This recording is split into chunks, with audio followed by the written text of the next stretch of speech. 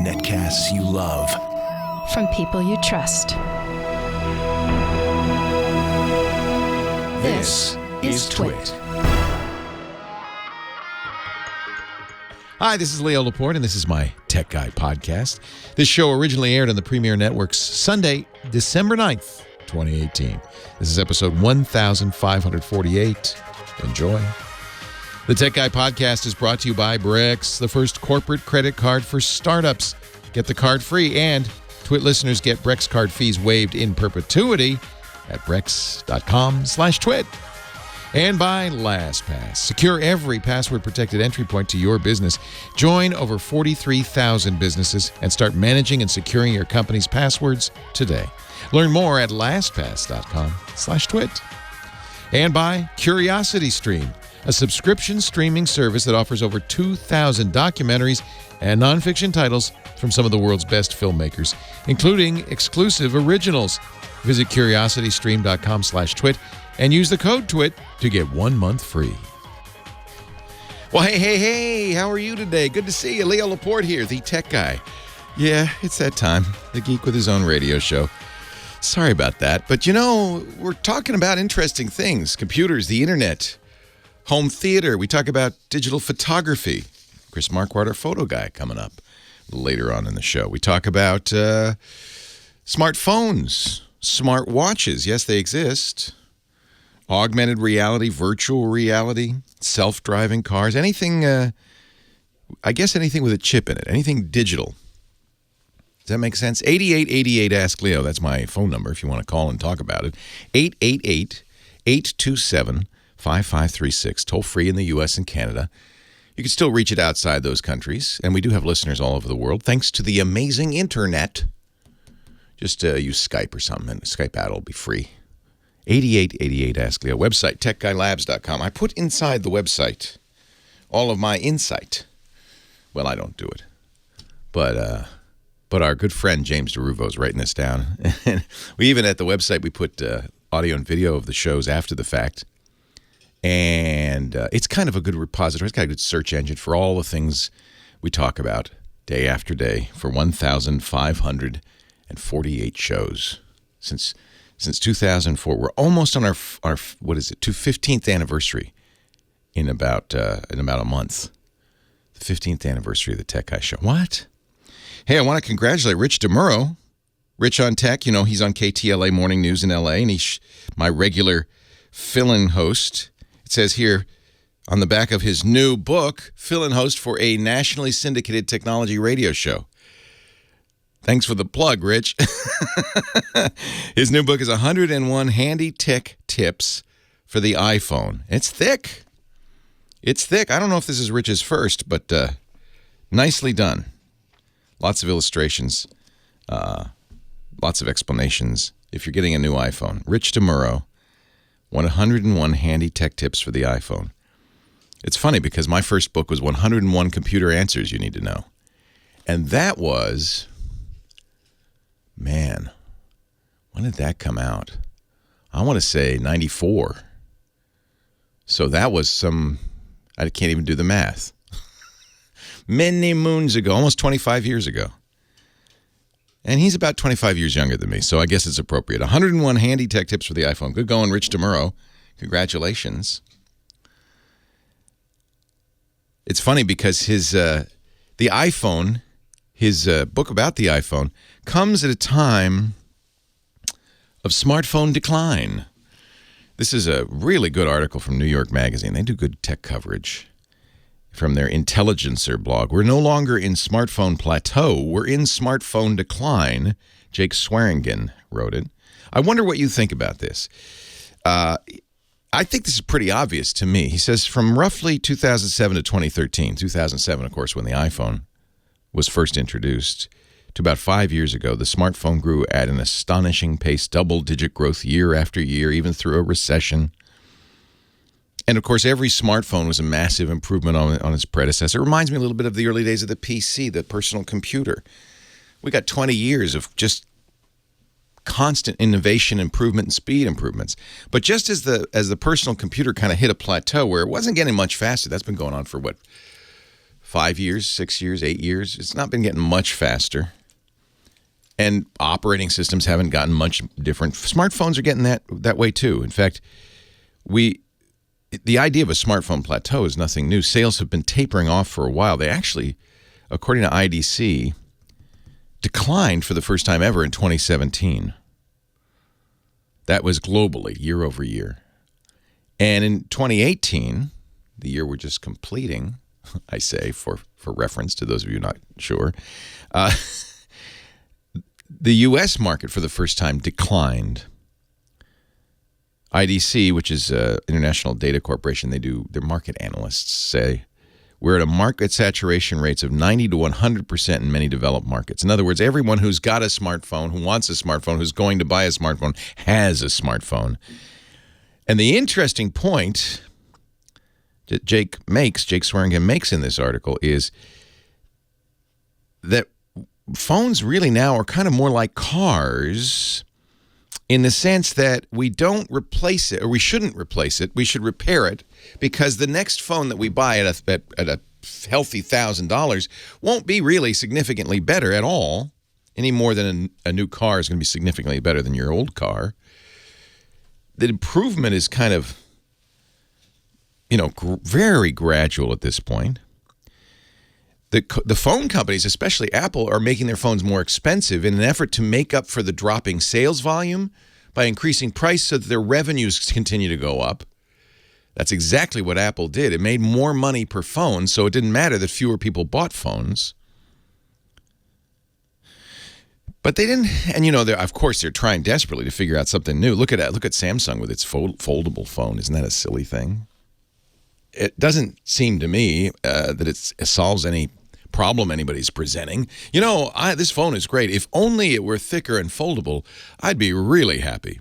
Samsung's new phone, which should be out in early next year, has 3 screens. One on the front that looks like a regular phone, and then you open it up and it's got doubles up, and you have a bigger screen, and that's going to cost, I'm sure, $1,200, $1,500. Some people even think maybe $2,000.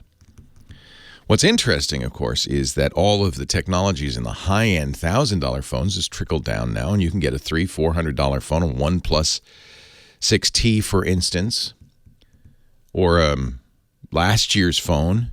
Jake points out that last year's phone being awfully close to this year's phone is probably a good buy, and often hundreds of dollars less. He says in cars, few people buy new cars. Doesn't make sense financially. The secondhand market for phones isn't taking off, but people are buying last year's model. You can get a Google Pixel 2, for instance, for $649, $150 than a Google Pixel 3. And is there a big difference? Probably not. The iPhone XR, which I love and I think is probably the iPhone people should buy instead of buying an older one, get this year's model, but for $750 instead of what is the XS? The least expensive XS sell for about $150 more, right? $900. You want an iPhone 8? Hey, it's only $600. And this is where the right to repair becomes very important. We're probably going to keep them longer and fix them instead of throwing them out. And that's a good thing in a lot of ways, for landfill, for your own wallet. It's a different world now for phone manufacturers, smartphone manufacturers. They can't count on people like me. I'm sitting in front of 3 late model iPhones, but I'm like a car reporter who talks about cars, right? You get more than one. I got an iPhone XS Max right here. I got an Pixel 3 XL right here. I got a Samsung Galaxy Note 9 here. And that's just a small sampling of my collection. I don't want all these phones, but I guess I have to review them. I do have to say, though, when I travel, I do carry 2. I carry the iPhone and the Pixel, an Android phone and an iPhone. I don't know why. The Pixel 3 blows me away with the quality of the camera. I think that's probably why I carry that one. Just an amazing, amazing camera. Anyway, what do you think? Is it the end of the line for major phone innovation, just as it became the end of the line for computer innovation? And then I guess what happens is companies are looking, well, how are we going to make more money? Oh, I know, we'll make a watch. A watch that only works if you buy the phone. Oh, that's a good idea. What if we put What if we made a car that drove itself? Oh, that's a good idea, yeah. How about helicopters that drive themselves? Okay. I always wanted a flying car. How about we've got something you put on your head that makes you feel like you're in the real world? You mean like a hoodie? No. This will be much more expensive, like a virtual reality. Oh, yeah, that'll be good. 8888 Ask Leo. That's my phone number. I want to talk high tech with you. 888-827-5536. Call the tech guy. That's me. Kim Schaffer will answer. We'll get you ready. We'll straighten your tie, comb your hair, get that cowlick flattened out, and you'll be making your appearance on a nationally syndicated radio show soon. Ladies and gentlemen, I give you the mighty, mighty Kim Schaffer. It must be my Sunday song. He gives me different songs on Saturdays, but this is that's my interesting. Sunday song. Well, everyone should have a Sunday I'm best. just waiting for him to play Baby It's Cold Outside. It is chilly. But you have to sit in a highly air-conditioned room. Highly, yes. I have a very thick jacket here. Well, it's please don't freeze on my account. No, Hello, it's Kim. not too bad right now, actually. You have been answering the phones over a hot phone. Well, not hot enough, apparently. Hot steaming phone. Slaving over a steaming phone. Yeah. To bring us some fine questions. Fine indeed. We got Terry in Amarillo, has a brand new MacBook Pro, a little bit jealous, but he wants to know what email program to put on that. Which one is the best? One of my favorite topics. Oh, is it? Yeah. Or is it your favorite topic of the moment? Well, I love talking. I'll explain in a moment. Thank you, Kim. Thank you. And let's say hello to Terry in Amarillo, Texas. Hello, Terry. Hi, Leo. How's it going? Congratulations. I'm going well. I think for you as well. You got a brand new toy. I did, and having fun setting it up. It's taking a while because I didn't want to just transfer everything from the MacBook Air, so putting fresh downloads of everything on it. That's I think a good idea. It's probably not necessary on the Mac or iPhone, but it sure feels better, right? Nice and clean.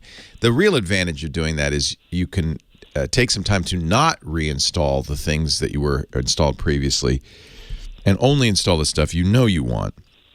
Because what happens over time with any computer is you get, oh, that looks cool, and you install that and install that, and pretty soon you got 100 things on there that you never use.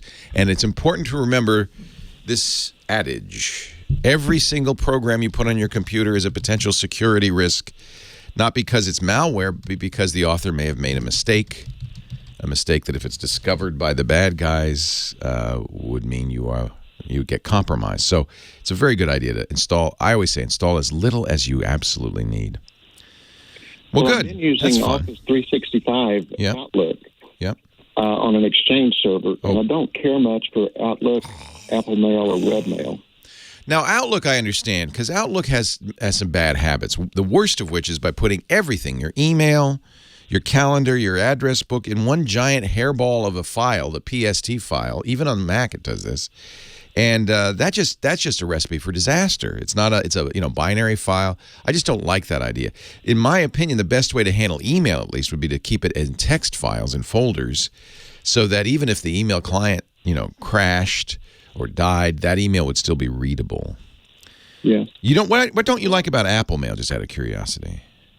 I just don't like the way it looks, and I'm just interested in looking to see if there's something that's better. I would like to get away from using an Exchange server and go to IMAP. Good. And I don't want to lose anything on the Exchange server. Well, the easiest way to do that, almost all mail providers will have some way of sucking the email out of the old space. So if you went to Gmail, which is not true IMAP, but a kind of Google-y IMAP, you can have it set it to take all the mail off the old server and put it on the new server. Does your Exchange, so you're using some Exchange server that you rent, or where is this Exchange server? GoDaddy. Okay. So they're using Exchange. Interesting. So they offer a managed Exchange. Exchange is Microsoft's email server, which is widely used in business, but I don't think anybody at home needs it. I would expect GoDaddy would have a way of exporting that mail, and if they don't, then I would look to your next email provider. I recommend Fastmail, which is an Australian company, fastmail.com. They are a pure, good, and wholesome IMAP provider. And they would offer tools for getting the email, I believe, off the Exchange server. So once you get it into your fresh new home, you need an IMAP client on your computer, your brand new computer, to download the mail. And what's nice about that is you don't have to junk up your brand new computer with all the mail you've ever had. They'll store it for you. You can have just cached mail. You can decide how much storage you use. You could say, I only want to see the mail in the last 20 days, but I always want to be able to search the mail from previous. There's all sorts of flexibility IMAP provides. I think Apple Mail is probably the prettiest out there, but if you want something with a little more power, my favorite Mac mail client is called MailMate. MailMate. And it's from Freeron, F-R-E-R-O-N, Freeron.com, Freon.com. And one guy, he's been developing it for 10 years. It is, as he says, not the most widespread, cheapest, or greatest looking email client. But I don't want to be any of those. I want to be the most powerful, most flexible, most efficient, the most standards compliant. That should be a little star next to that one for you. And most secure email client. I really like MailMate. I've been very, very happy. You could try it free for 30 days. It's not very expensive if you want to buy it. And in fact, I donate money to the cause. He's a Danish single developer, lives in Copenhagen. And I donate just because I want him to keep doing it. There is another one that is a little more difficult to get running on Macintosh, but is quite nice, called Claws Mail. I use Claws on everything else, Windows, Linux. They do have a way to install it on Macintosh, but it's not as easy as just downloading a DMG file and installing it. But that's open source. There are many developers. Claws Mail is a little harder to use, but with its templating system is the most powerful email client I've ever used. And I like templates because I can start a reply, it'll automatically autofill parts of it.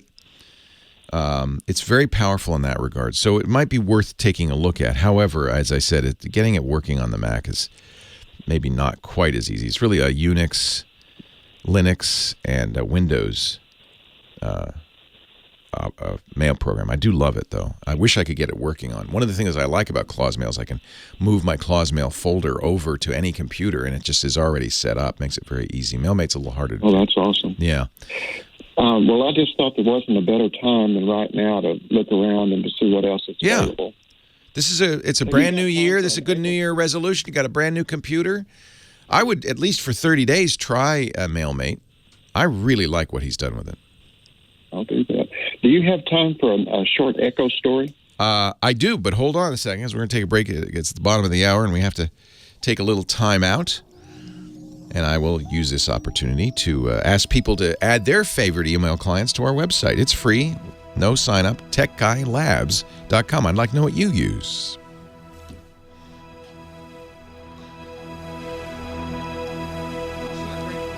Huh? Yes. Jackie Kaplan Auerbach, flight attendant on my flight to the mother holding an infant. What's her name? Leia. Like Princess Leia? No. Like General Leia. Yeah, baby. She ain't no princess. I guess she still is, technically. Once a princess, always a princess. Well, no, don't princesses become queens? Well, I don't know if she ever became a queen. She's a general, and she's tough. Anyway, let me hear... Let me hear your. Let me hear, Terry, your echo story. We're still on the podcast, so keep. By the way, I appreciate you being so patient and talking to callers off the air, because there's not anybody else that does that. Well, I'm bored. Otherwise, I just sit here looking at the ceiling, waiting for the show. But we did. You know what? I have to say, more people listen to the radio show probably than the podcast. But there's still 100,000 people listening. So. I like to give the podcast listeners a little something extra while the radio folks are listening to commercials. That's fine. Well, this was a little over a year ago. We were traveling home from Dallas to Amarillo, and we received a call that an intrusion alarm had gone off in our home. Yikes. And we were still about 100 miles from home. And I was able to use Echo to drop in to the living room and the bedroom and listen to see if anything was going on. And was it? No.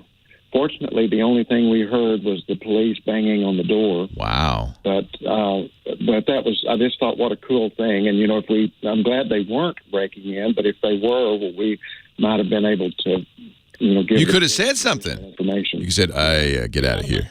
Get out of here. Get out of my house and get off of my lawn. Get off of my lawn, you kids. It's really, it's a different world. I mean, I never thought I'd put cameras in my house, but I have cameras all over the place. Just because I had to try out all these cameras. And now that I got them, I like them. I never thought of doing the drop-in to listen, though. That's a great idea. That's probably why our 16-year-old son has taken the Echo out of his room. You get a beat, but it still can surprise you. Now that I think of it. Hey, it's really nice to talk to you, Terry. Good to talk to you, too, Leo. Did you say you got the MacBook Air or MacBook Pro? MacBook Pro. Which one did you get? 13-inch. It's an i5. Nice. 512 SSD, 8 gigs of RAM. I really wanted more, but I can work with 8. So. 8 will be fine. Do you like it? I do. I love it. Yeah. I know that you're not a fan of the touch bar, but I actually have already gotten really fond of it. Oh, good. I can use it with video. Take a look at, there's a really nice little tool for it called Better Touch Tool. That's a third-party app that really lets the touch bar sing. Better Awesome. Touch Tool. Hey, it's great to talk to you, Terry. Good to talk to you, Leo. Take care. Have a great day. Bye-bye. I have to say, because Terry's right. I don't like the touch bar. I don't much like the keyboard either, although I'm grinning and bearing it. But I got the MacBook Air, and that is my go-to now. Because it's fast enough. It's got great battery life. Very happy with the battery life. And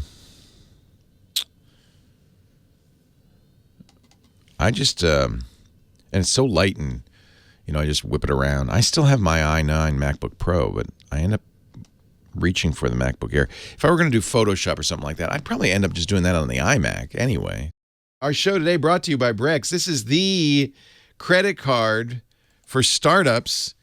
I love Brex. My first experience with Brex was so awesome. So Brex is the first corporate card for startups because A, it's easy to set up, a 5-minute online application.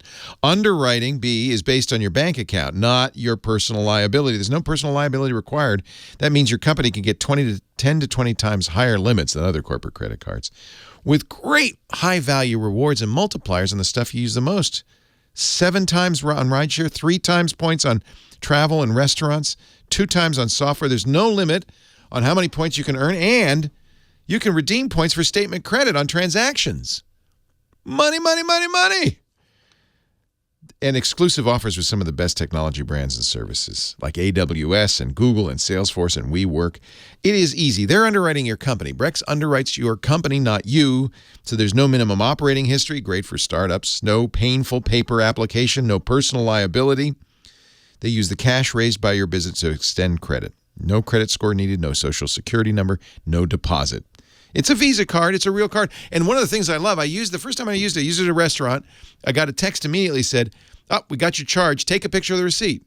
Oh, I took a picture of the receipt. They said, now you can throw it away. Is it this charge? Yes. We got it. We got it itemized. It's in your QuickBooks. Thank you very much. Wow. No more receipt envelope. And everyone in your company can have their own card with real-time limits that you can adjust. It is great. Get the card free, and Twit listeners get Brex card fees waived in perpetuity, but you got to go to brex.com/twit. Brex.com/twit. This is the corporate card. I mean, there's no question. The one you want. BREX. Brex.com/twit. We thank them for their support of the Tech Guy podcast. Leo Laporte, getting on the good foot. The Tech Guy, 8888. Ask Leo. The phone number. Love to hear from you. And as I mentioned, the website is a great place for you to put your, if you're yelling at the radio, good place for you to put your comments and your thoughts. TechGuyLabs.com. And it's free. I don't ask for your email. Actually, I should be clear. When you leave a comment, we make you use your Google or your Twitter or your Facebook, or I think those are the 3 we use to sign in. And it's not because we want that information. We don't collect it. We don't care about it. but because we want to keep spammers at bay. And and if we find somebody's using a Google account and they're spamming, we just block that, and it makes it a lot easier. So that's the only reason. But it's, I think, a great resource. We've been doing it now almost 15 years. Mike B. in our chat room tells me my first book, which I wrote with Gina Smith, 101 Computer Answers You Need to Know. It's interesting. That number 101 keeps coming up, doesn't it? I wrote and published in March of 95. So that's, 23, it'll be 24 years old in March. I learned pretty quickly, and I think Rich DeMuro, who has just written his new book, 101 Handy Tips for the iPhone, may learn as well that there is no money in computer books. There's no way to get rich.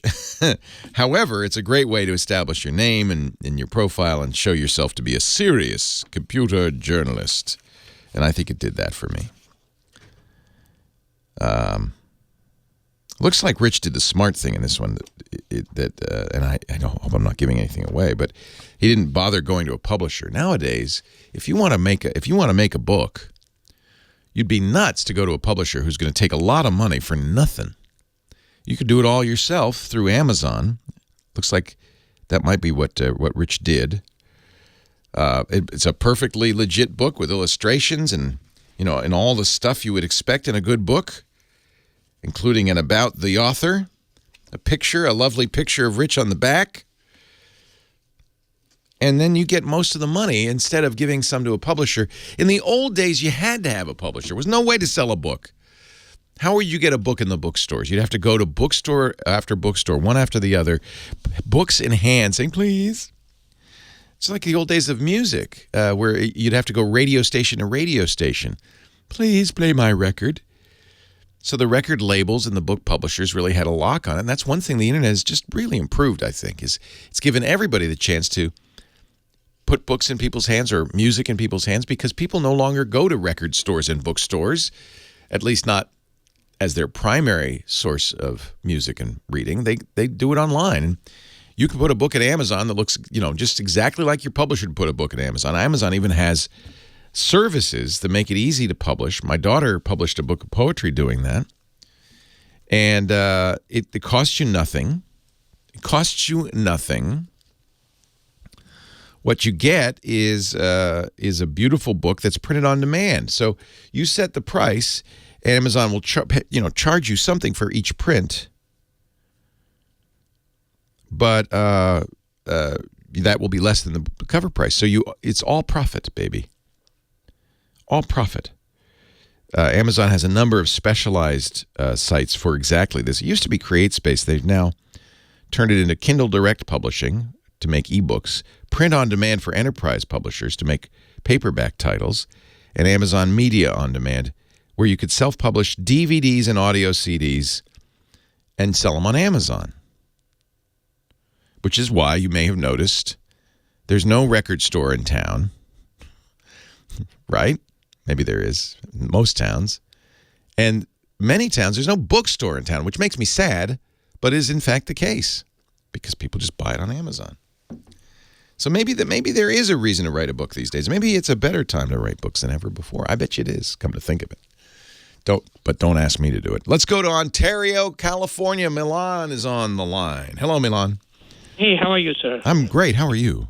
Good. You are a hero. I've learned so much from your shows. Unbelievable. Well, thank you. I mean, I don't run into burning buildings or anything like that, but I thank you for the kind words. Okay, I saw your Jason's review and all that, and I bought OnePlus 6T. Oh, yes. I'm an AT&T customer, and the problem is AT&T doesn't support voice over Wi-Fi.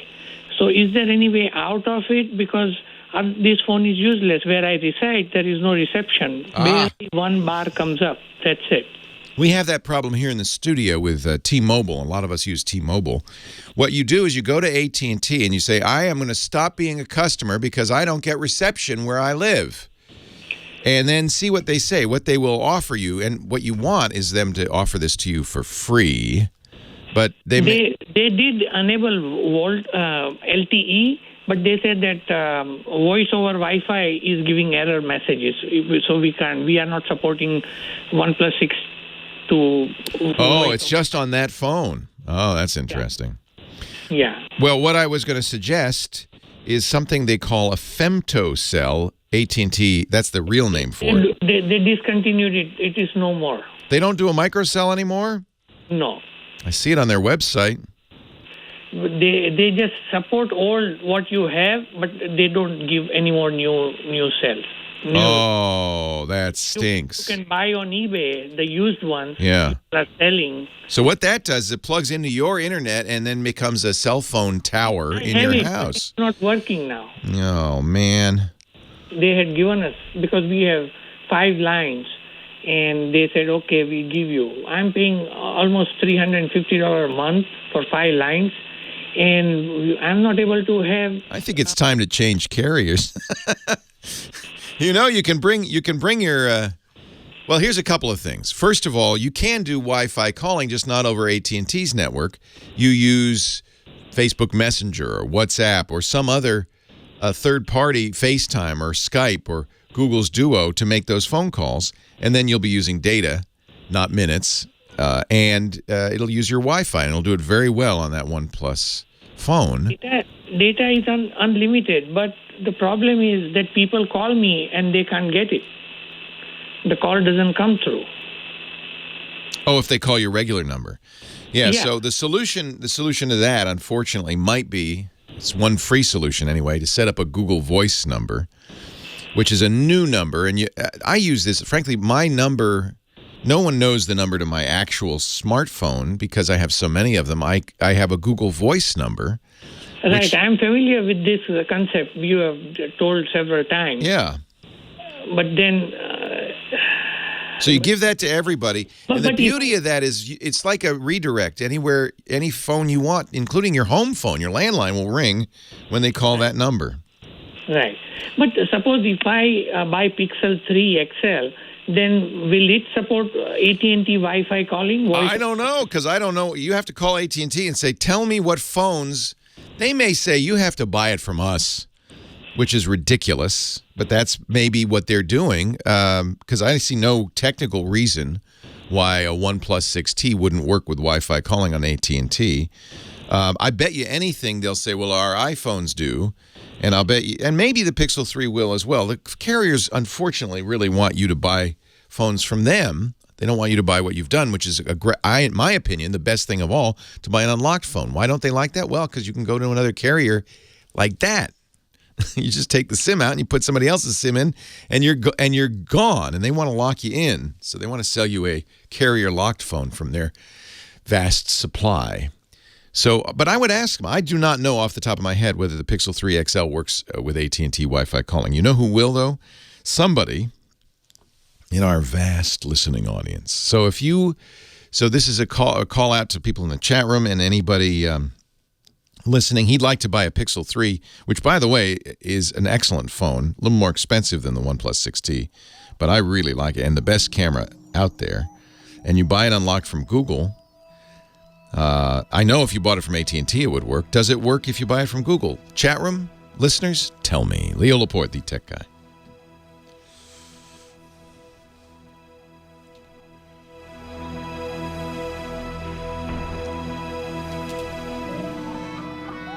It has to be an AT&T branded OS. Yeah, that sounds like exactly like what I'd expect. They want you to buy it from AT&T. Just, yeah, right. One more reason not to deal with AT&T. These companies aren't really monopolies, but they sure act like it. And they charge you after the first 30 days. Of course they do. Of course they do. Yeah, that is one of the dirty secrets of Wi-Fi calling, is that the phone company isn't actually carrying the call. They're not doing any of the work. You're doing it on your internet service provider, but they still charge you minutes as if they were. Yeesh. Yeesh. Lurk's asking if this actually is a very good question. I'll need a new phone in 2019, says Lurk, but should I wait for 5G? It's kind of hard to know. It partly depends on what city you're living in. 5G rollouts are going to not be all at once. And it's going to depend on what carrier and what city you live in. A number of carriers are rolling out something they call 5G. I guess it's 5G, but they're doing it in very limited areas. Apple will not do a 5G phone, they've said, next year. It'll be 2020. I think 2020 might be the year. Qualcomm did announce, of course, its 5G mobile processor, so Android phones will have that capability at some point, possibly next year. Right now, the only 5G phone out there isn't a 5G phone, but it's a Moto G with or a Moto X, I guess, with a pogo pins on the back that you could add a 5G module that they will make someday. So it could be upgraded, maybe. Samsung and Verizon say they'll launch a 5G smartphone early next year. AT&T and Sprint, but I think it's going to be honestly more than a year before we see 5G everywhere. So you got to figure out if you're going to get 5G in your neck of the woods. Here's a link. Let's put this in the show notes. Thank you, Scooter X, to the 35 devices, all of which you buy from AT&T, that will work with Wi-Fi calling. iPhone XR, LG V40, iPhone XS, XS Max, Note 9, A6 from Galaxy, Razer Phone 2, iPhone 10, iPhone 8 Plus, Galaxy S9 Plus, LG V35 ThinQ, Think, LG K30. These are all sold by AT&T, so. And because the 6T is not sold by AT&T, there's no reason it won't work, in my opinion. I mean, maybe there is, but I bet you it's not.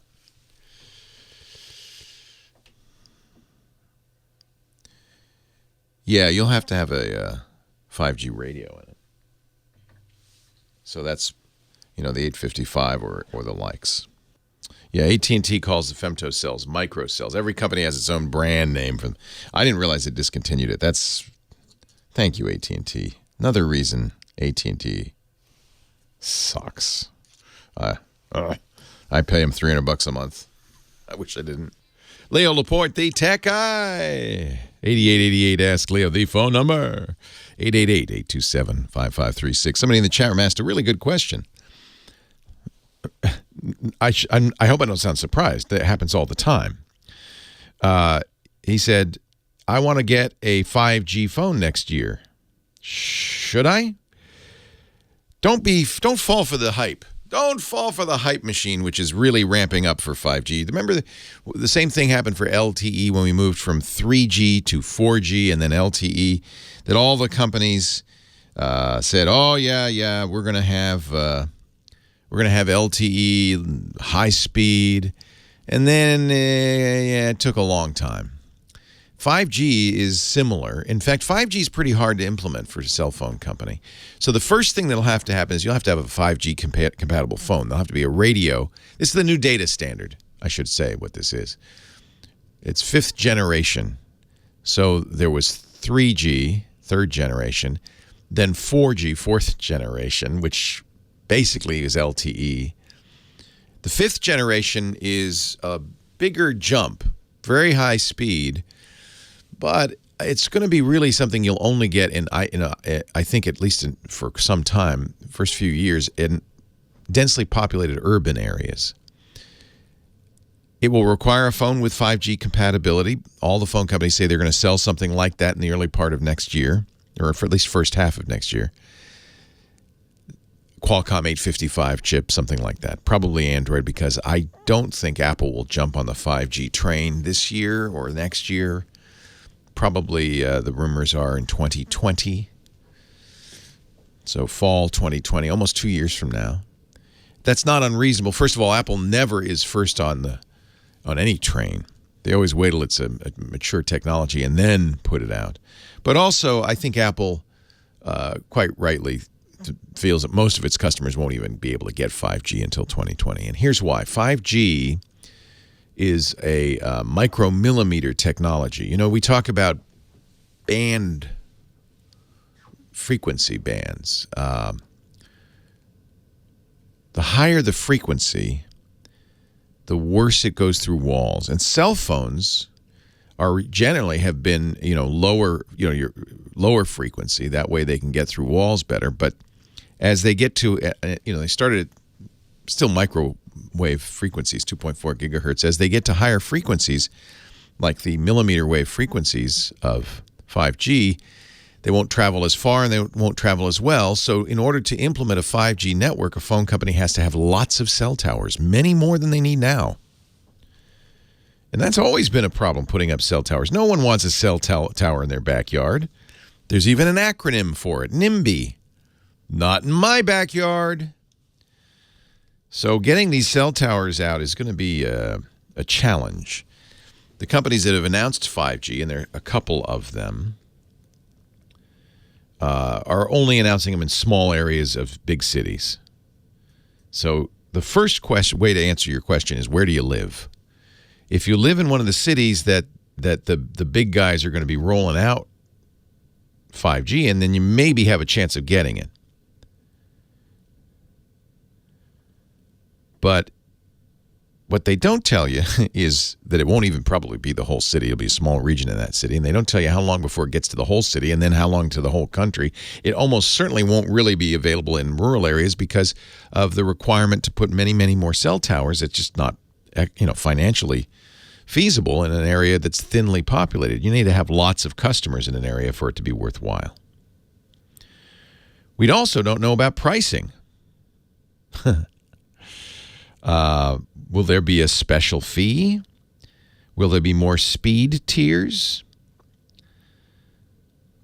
AT&T has talked a little bit about pricing, and they're going to be playing a lot of tricks. The man in charge of AT&T's consumer wireless and video business, David Christopher, spoke at Mobile World Congress. He said, "Business models are still evolving, and there's an opportunity for new consumer consumption models." Where's my cash register sound effect? Ka-ching. That's a carrier speak for money, money, money, money.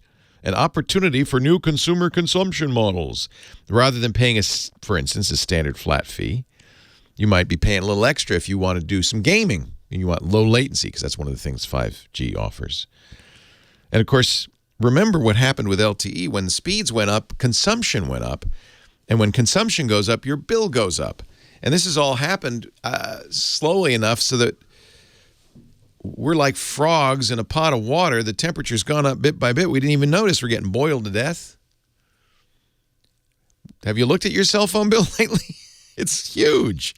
And the reason it is because, data consumption has gone up through the roof. Even if you have unlimited data, there's no such thing. So expect more of that. Expect more shenanigans. And we just don't know yet what those shenanigans are going to look like. So 5G, you need to get a new phone. Okay, there will be some new phones coming out. Should you buy that? I wouldn't, unless you live in an area where they've already announced we're going to have 5G and you've looked at the price. Because it's almost certain carriers will use this. They'll use anything they can to raise the prices on us. So speed is improved with 5G, but as I mentioned, low latency, that's a problem with gaming. I don't know if you've ever played one of these first-person shooters, but it can't take a while too long for your packet to get to the internet and then get to the other guy and then get back from the other guy to you. If that takes more than, let's say, 50 milliseconds, you're going to go around a corner and the bad guy's going to wax you because you don't know the bad guy's even there for a while. It has to be very low latency. And actually, they say that they can get 5G latencies down to 1 millisecond. That's pretty good. That'll make a big difference, not just in gaming, but in Skype and other things. Or or a surgeon controlling a pair of robotic arms in New York on an operation in San Francisco, that kind of thing. Latency is really important. So it's a big pipe because of the high frequency, but that means these millimeter wave towers will have to be closer together. So they're going to put in a lot more towers. It's going to be very expensive to do that. Oh, one more problem. The 5G equipment that everybody wants to use is made by a little company called Huawei. Chinese company. Founder was former Chinese military, and maybe you heard. The founder's daughter, their CFO, was arrested in Canada this week at the request of the United States Department of Justice. They say that she created a phony shell company so that Huawei could sell gear to Iran under the sanctions. The U.S. government did not like Huawei. So if these, I don't know what carriers are doing, but they're going to they can't put in Huawei equipment in the United States, so they're going to look to somewhere else. So you need a new phone. You need an X50 modem from Qualcomm, or if you're an Apple person, you're going to need to wait till Apple comes along, which is going to be a while. You'll need to be in an area where 5G exists. You'll need to be able to afford it. And I suspect the rollouts of 5G are going to be slowed down a little bit by the fact that these companies can't buy Huawei equipment. Who's the number one manufacturer of 5G equipment in the world? Huawei. Who is some country is ripping all of their Huawei gear out because of fears of Chinese spying. That's one issue. The Chinese can see all the signals. They spy on them for industrial espionage. And then, of course, the threat that maybe they'll throw a switch and kill your entire network as part of a cyber warfare. So in Canada, they're removing Huawei gear. British Telecom is avoiding Huawei. They've been banned for the network. It's a mess. Leo Laporte, the tech guy. More calls right after this. If you've got data on the internet, if you've got websites and apps with passwords, you know that the password is the weak link in there. That's why you want to get LastPass to manage your passwords, to manage your private stuff. It's the perfect lockbox for passwords. I put my passports, driver's license, social security numbers, any data I want to keep safe but away from prying eyes, I put in LastPass. And this is double for business again. LastPass Enterprise, we use it here. In fact, I believe so firmly in LastPass, and I've been using it for almost a decade since they came out. And Steve Gibson vetted it for me. He talked to the creator of LastPass, looked at the source code. Joe Segrist was very generous and said, yeah, this works. They're doing it right. So he started using it. I use it in business now because we get 100 policies. We can configure master password requirements, password resets. I can restrict access if an employee leaves. I get security reports. We've got shared folders, so ops has a folder, business has a folder. That way only the people who need passwords can get them. We put everything in there too. Database logins, SSH keys, software licenses, all our business information. The password generator in LastPass means that you will always have long, strong passwords. Yeah, they're hard to remember, but don't worry. LastPass remembers them for you automatically. It's awesome. The LastPass Authenticator app pops up a approve, deny window on your phone. No long 6-digit code to remember. You just say approve, and the login is approved. And that way you've got two-factor on everything. Look, more than 16 million people trust LastPass. It's the number one most preferred password manager. You can use it at home, LastPass Premium. I use LastPass Families with our family so we can share passwords. And, of course, LastPass Teams for small teams, LastPass Enterprise for businesses. Take control of your business passwords. Reduce the threat of breach. Learn more at lastpass.com/twit today. It's a love affair. We love LastPass. They saved my bacon more than once. You will too. LastPass.com/twit. Verizon 5G in Indianapolis. Thank you for that link. Mike B., who lives in New Jersey and is getting Fios, knows everything there is to know about 5G in Indy. Oh, this is their home service. Network speeds around 300 megabits. That's pretty good. Peak speeds of nearly a gigabit with no data caps. Yeah, right. These are pre-rollout estimations. Real-life usage will have to be tested. How much does 5G cost? Well, at launch, the pricing is simple. The service will cost $50 a month for current Verizon wireless customers. Non-Verizon customers will pay $70 a month. No hardware costs, as all Verizon. This is a test, so we don't know if this is indicative of anything in the future. All 5G customers will be provided with the necessary equipment, which may include an indoor or outdoor receiver, a router, and a Wi-Fi extender that will continue to be owned by the company, and you cannot use it for any other purpose. Or as USA Today says, and you cannot be used it for any other purpose. Whatever happened to editors? And you cannot be used it for any other purpose. All right. Are there any promotions, USA Today asks? Actually, it's the Indy Star, part of the USA Today network. Let's get that right. Are there any promotions to help me save some cash? First 3 months free to any customer who signs up. You'll either get a free Apple TV 4K or a Google Chromecast Ultra device to installation and 3 months of free YouTube TV. Free stuff. Where do I sign up? Not so fast. First, you need to find out if your home is in an optimal place to receive 5G service. So go to the Verizon 5G Home website, enter your address, and see if you can get service. But Verizon cautions, the service requires a direct line of sight between our 5G cell site and your residence. Because of this, some residents on the same block may have 5G home coverage while others may not. Will my cell phone be faster? No. Not until you get a new cell phone. John Ledger on T-Mobile tweets, I cannot begin to explain how important 5G is going to be for this country. So I have to say congrats to Verizon on delivering its 5G home service today. It doesn't use global industry standards or cover whole blocks and will never scale, but hey, it's first, right?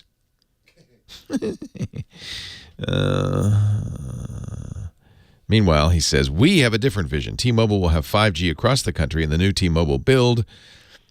Then the new T-Mobile, which is the T-Mobile plus Sprint, will build a 5G network that's both broad and deep nationwide. Ask Verizon if their proprietary non-standards 5G will eventually work on any phones in the market. Spoiler, they won't. Verizon's using its own standard called 5G TF. The industry standard is 5G NR, and this is exactly why you should not run out and buy a 5G phone.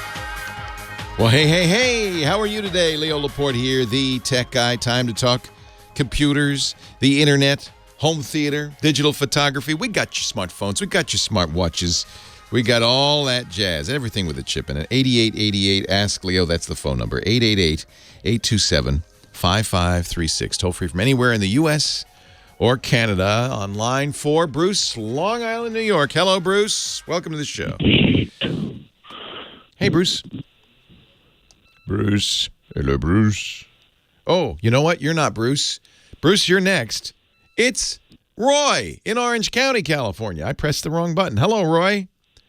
Leo, how are you? I am well. Welcome. I'm talking to you on a Blue Parrot, so it sounds a little bit different than usual. I love those Blue Parrots, so I have one at home. This is a USB headset widely used by truckers because of its I am a trucker. Yeah, I am a trucker. Incredible noise cancellation.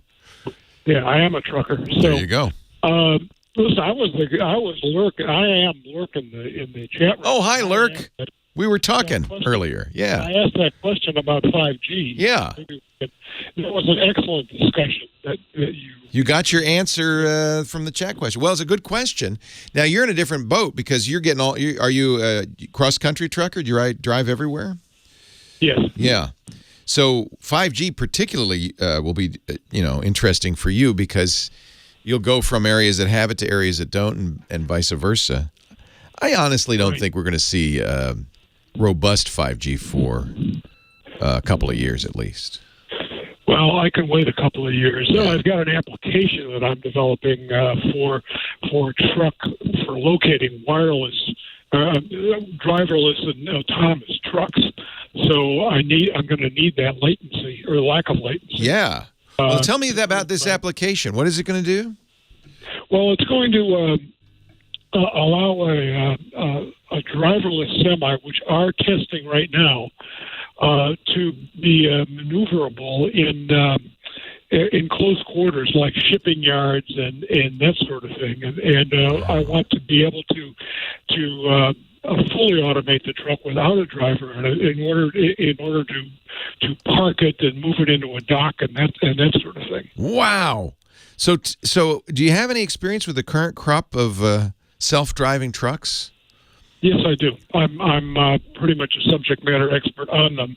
There's 2 or 3 or more outfits in California that are working on them. Embark is one. TU Simple or Too Simple is based in San Diego with testing facilities in Tucson. They're a Chinese company. They're making a lot of progress. There's a company closer to you in Mountain View, I believe, called Starsky Robotics, which is working on driverless. And then there's a couple of others that have just cropped up. One is called Kodiak, and one is called Ike, IKE, and they're all up in the Bay Area. Wow, isn't that interesting? Now, reassure those of us in the general public who are terrified about the idea of a massive 18-wheeler with nobody at the wheel barreling down the highway. Are these going to be safe? Well, yes. And the caveat there is that they have to be very thoroughly tested. And that's going to take another couple of years before the government, particularly the DOT and FMCSA or whatever it's called, is going to allow these things to be licensed. Right now, the technology is being tested with a commercial driver. It's all experimental. Yeah. Yes. Then do you have to have a safety? You have to have a safety driver now, but in the long run, will it be completely driverless? There'll be nobody in the cab? Yes, I believe so. Absolutely. Holy cow! I believe so. Trucks are well suited to this because, for most of the ride, they're going down long stretches of highway, which is, of course, the easiest thing for a self-driving vehicle to navigate. It's city streets that are tough. What happens when the truck gets to the city street, takes an exit? Well, it's operating as it was operating on the highway, and I believe it's going to be practical and safe because they're using an enormous number of sensors on top of that truck cab, not the trailer, the cab, and that includes video, something called LiDAR, which is light detecting radar, and radar also. And I just stumbled over a new technique for ground penetrating, for the use of ground penetrating radar. So there's a tremendous amount of technology going into all this. But what's important to know is that the two companies I mentioned first, Embark and Too Simple, are already operating with a safety driver on interstates, not in the cities yet, because the driver takes over for that. Right. And there haven't been any incidents. Uber killed somebody last year, but that's Uber. Well, and I also we should be fair. Anytime an autonomous vehicle hits somebody or gets in an accident, that's headline stories, but people get killed by human drivers every minute of every day, and it's no longer news because it's so commonplace. So exactly, something like 40,000 deaths a year. It's horrific. In the United States. It's carnage. So it's your opinion that this will make the roads a safer place? Yes, absolutely. Yeah, absolutely, because that carnage will diminish and then eventually go away. That's the upside. The downside is that there's going to be a lot of drivers like me that are going to be out of jobs. But the average driver is 54 years old. Interesting. And basically, they're going to attrit more than they're going to be laid off. Right. This is the fear. Something like something over 1% of the entire workforce in the United States drives for a living, whether it's trucks or cabs. It's more than 1%. And if, with the rapid onset of self-driving vehicles, that's a lot of people potentially out of work. Absolutely, including Uber and Lyft drivers, and I've driven with both. But eventually, they're gonna. That's a huge business opportunity to get, because the driver, like when I drove for Lyft, they took 20% of the value of the drive, plus they added on a bunch of. Oh, I know. So neither Lyft nor Uber makes any money even when they do that because drivers are expensive. In both cases, I think the companies are set up to make money only when they don't need drivers anymore. So that's correct. Uber has never shown a profit. No, they've lost billions. Right. But the thing I worry about with self-driving vehicles, and I have a kind of semi-autonomous Tesla, is humans. The real problem is humans. If everything were autonomous, if every vehicle on the road were autonomous, then there wouldn't be any issues because the cars could negotiate with one another. I don't think you'd see many accidents. It's the humans that are mixed in with those semis that are the problems. It's a problem for human drivers, I know, big trucks as well. The guy who cuts you off doesn't realize you don't have much stopping room and your visibility is limited in the cab and all of those things. And the humans are the big threat anyway. Right. Now, Google Waymo has really made some advances in that area. In fact, they're going commercial finally in Phoenix. They're starting to. I know you can get a Waymo to Walmart. Right. Exactly. It's a fascinating subject. We've talked quite a bit about it, but I am thrilled to talk to someone. And you're smart. You're developing skills in another area. You're actually going to help build the technology for these guys. Exactly. Yeah, that's great idea. I just got out of a coding camp. So great. I'm thrilled to hear it. I'm going to have to take your question in a minute because we got to take a little break. But hang on, because I'm fascinated by all this, Roy. I appreciate it. It's great to talk to you. Leo Laporte, the tech guy. Take a little time out. Again, back to your calls, 8888 Ask Leo. Website, techguylabs.com. We'll talk after this. Sorry to have to do that to you, Roy, but I'm so glad you called. I love it. We're going to have to make you our self-driving truck expert. I would love to do that. In fact, I predict that you're going to have a self-driving segment on your podcast. I think you're right. Library in another year or two, maybe sooner. It's coming. Of course, the issue is not so much technology. The issue is regulatory approval, as you pointed out, and customer acceptance. But and the good news there, Leo, is that the government seems to be kind of favorable. Yeah, and politically, it's what you said earlier. If fewer people are going to die. Period. What will put it over is the insurance companies. As soon as insurance companies say, "Look, you got to do this," and they go to Congress and they take their pet members of Congress and say, "You got to do this," it'll happen. And I think that's going to happen fast. It's funny because when I bought my Tesla, the insurance company said, "Does it have self-driving features?" I said, "Yes." They said, "You plan to use them?" I said, "Well, yeah." They said, "Okay, that'll cost you." They charged me more, even though I know I'm a safer driver thanks to those features. But that's going to shift very quickly. Well, you've got an X, right? Yeah. Yeah, I test drove one a couple of weeks ago, and we went into self-driving mode on the Costa Mesa Freeway down here, and boy, it was great. It ran really. Oh, I agree. I mean, for stop and go traffic, I use it all the time. I use it anytime I'm on the highway. I use it. I always keep my hands on the wheel, and they're really got a lot of safeguards to make sure you do that, including at one point. If you don't do it, they'll disable it. They'll say, "Sorry, you can't use it anymore." You're not paying attention. But I was extremely impressed with it. Yeah, I think it works quite well. I've tried the new Cadillac has a similar feature, although it doesn't have to feel you with a torque sensor on the wheel. It capacitively knows your hands on the wheel, which I like that a little bit better. Oh, really? Yeah. Yeah, for $100,000, it needed to impress me. Yes, they're not cheap. And now, I'm going to be testing the. I'm all in on electric now, and in fact, electric trucks are the other big thing coming along, right? Yeah, that's going to be a range and refillability. Oh yeah, absolutely. Well, they can't.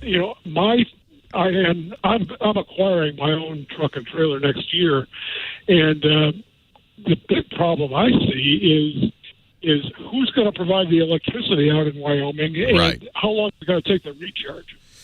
Well, that's an interesting question. I was talking to our car guy who's here. He's going to let me drive the new Jaguar I-Pace this afternoon. He says that Porsche/Audi, as part of their Dieselgate settlement, is doing Electrify America with 350-watt chargers every 140 miles all over America. I think that's going to be one of the solutions. Hold on a second. Leo Laporte, the tech guy, having a great conversation with Roy. He's a trucker turned computer programmer. It was also made himself an expert in self-driving trucks. But you called with a question. I don't want to use up all your time. So what was your question, Roy? Well, I think only you can answer this. I hope you can. I'm a big user of cloud storage like OneDrive, Dropbox, You bet. and Google Drive. And, I use a number of machines during the day, a couple of laptops, a couple of towers. And I've noticed, and it seems to be a problem with all three of those that I mentioned, these things have trouble syncing. And I'm not sure why, and there's no command set that I can find that tells, like OneDrive, go sync yourself. And I've asked Microsoft about it, and you get this, they can't really tell me what the problem is. And no, because it's supposed to work, right? Exactly, because I'll create a folder locally on a machine I'm using, and then I go to another machine, and which is on my home network, and I won't see the folder. And there also seems to be a difficulty between, looking at these services online via a browser versus looking at them locally. Right. So when you look in a browser, you're looking at their cloud-based storage, which should be up to date. When you're looking at your computer, you're looking to see which things have been synced down. I use all of these services regularly. Google's Drive, and Dropbox both have desktop clients. And go in the settings and make sure you've got it set up so that you choose which folders will sync. I usually do selective sync because I don't want to sync them all. I also use, and I've had it to be very reliable, my NAS. I use a Synology NAS, and it has its own Synology Drive solution, which does the same thing, except instead of syncing to a cloud, it's syncing to my network-attached storage in my closet at home. So I don't have a cloud in public, but I have a cloud drive at home that syncs to all of my devices, and I found that works really well. There's one other solution you might want to look at that is a third-party synchronization service that is cross-storage. So it works with all of them, Box, iCloud, Google Drive, Dropbox, every cloud in out there. Amazon's cloud actually doesn't work, I think, with Apple's solution. Nothing works with iCloud because Apple doesn't want it to, but it works with everything else. It's called ODrive, and you let it do the syncing, and it will merge all of these if you wish. You have a lot of control. I found it to have a lot of control. ODRIV.com, and you can use it with Google, Dropbox, Microsoft's OneDrive, and it will have unified storage. And I think it does a better job syncing than the individual sync engines. So I used ODrive for a long time, and it also I think it's got zero-knowledge encryption. It's a really interesting solution, and I believe it's free. At least there's a free version, and then if you want, you could pay for the premium version. OTRIZ? No, Drive, DRIVE, like driving your big rig down the highway. ODrive, ODrive.com. Give that a try.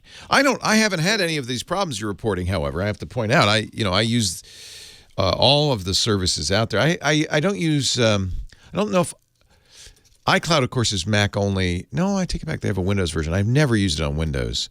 It'll do sync. I guess they all will. I generally stick with either Dropbox or using my own Synology NAS sync.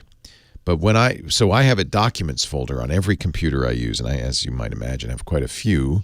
So I'm always trying out computers. I install the Synology software, the Drive software on a computer. It's one of the first things I install.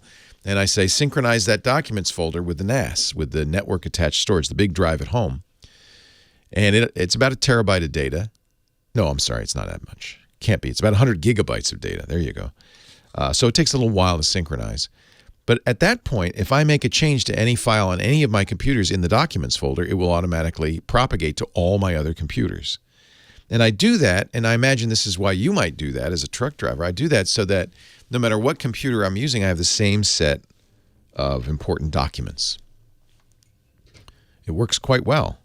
That's network-attached storage, so you have to go out and buy your own hardware. You're not storing it in somebody else's cloud. You're storing it in your cloud.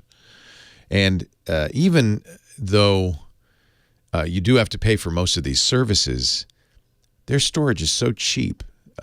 Even though you're paying a subscription fee, it's probably cheaper to do that than it is to buy your own hardware. I just like having my own hardware. 88, and Roy, stay in touch. I want to keep talking about the future of self-driving because I think this is Roy said off the air, and I think he's right. It's in the next year or so, this show is probably going to have a self-driving segment just talking about this stuff. Bruce, Long Island. Sorry, you're on now finally. Sorry to tease you last segment. Welcome. Hi, Bruce. Hey, Leah, how you doing? I'm great. What can I do for you? I called you about 6 weeks ago and asked you some advice about doing a dual boot. I was looking either to buy a Mac or a PC, and I wound up getting a MacBook Pro. Good. 15-inch with 16 gigs of nice. RAM and Super. A terabyte hard drive. Very nice. And are you running Windows on that? Well, I'm running Windows 10 and Mac OS. Isn't that nice? Yeah, it works great. And the reason I did that was because I use Windows for work. Right. And I don't want to carry around two computers. Perfect reason to do that. Walt Mossberg, the now retired columnist at the Wall Street Journal, said the best Windows machine you can buy is a MacBook. Right? I remember that quote. He might be right, yeah. So what can I do for you today? Well, so my situation is that I'm trying to use external monitors with the Mac, and I'm not used to doing it with a Mac. So I know with a Windows computer, I had two 24-inch monitors at work, and you're able to use them as if they're one monitor. Yes. So I'd like a solution, and I don't know if there's a KVM. This is funny because it's even easier on the Mac than it is on Windows. It's just plug and play. So if really? Yeah. So the only issue is going to be the number of ports you have. And on that MacBook Pro, of course, you only have a couple of ports. So what you'll want to do is get a dock that has more ports. Get a Thunderbolt 3 dock if you can afford it. I get them from Otherworld Computing at macsales.com. They're a couple $100, but then you can run.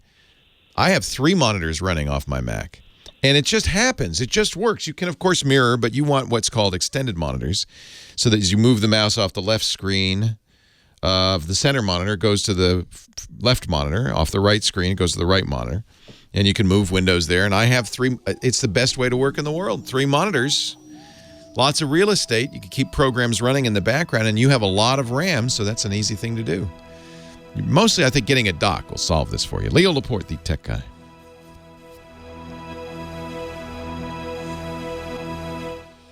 So I had to take a break, but keep going. Yeah. Did you want a KVM for some other reason, or?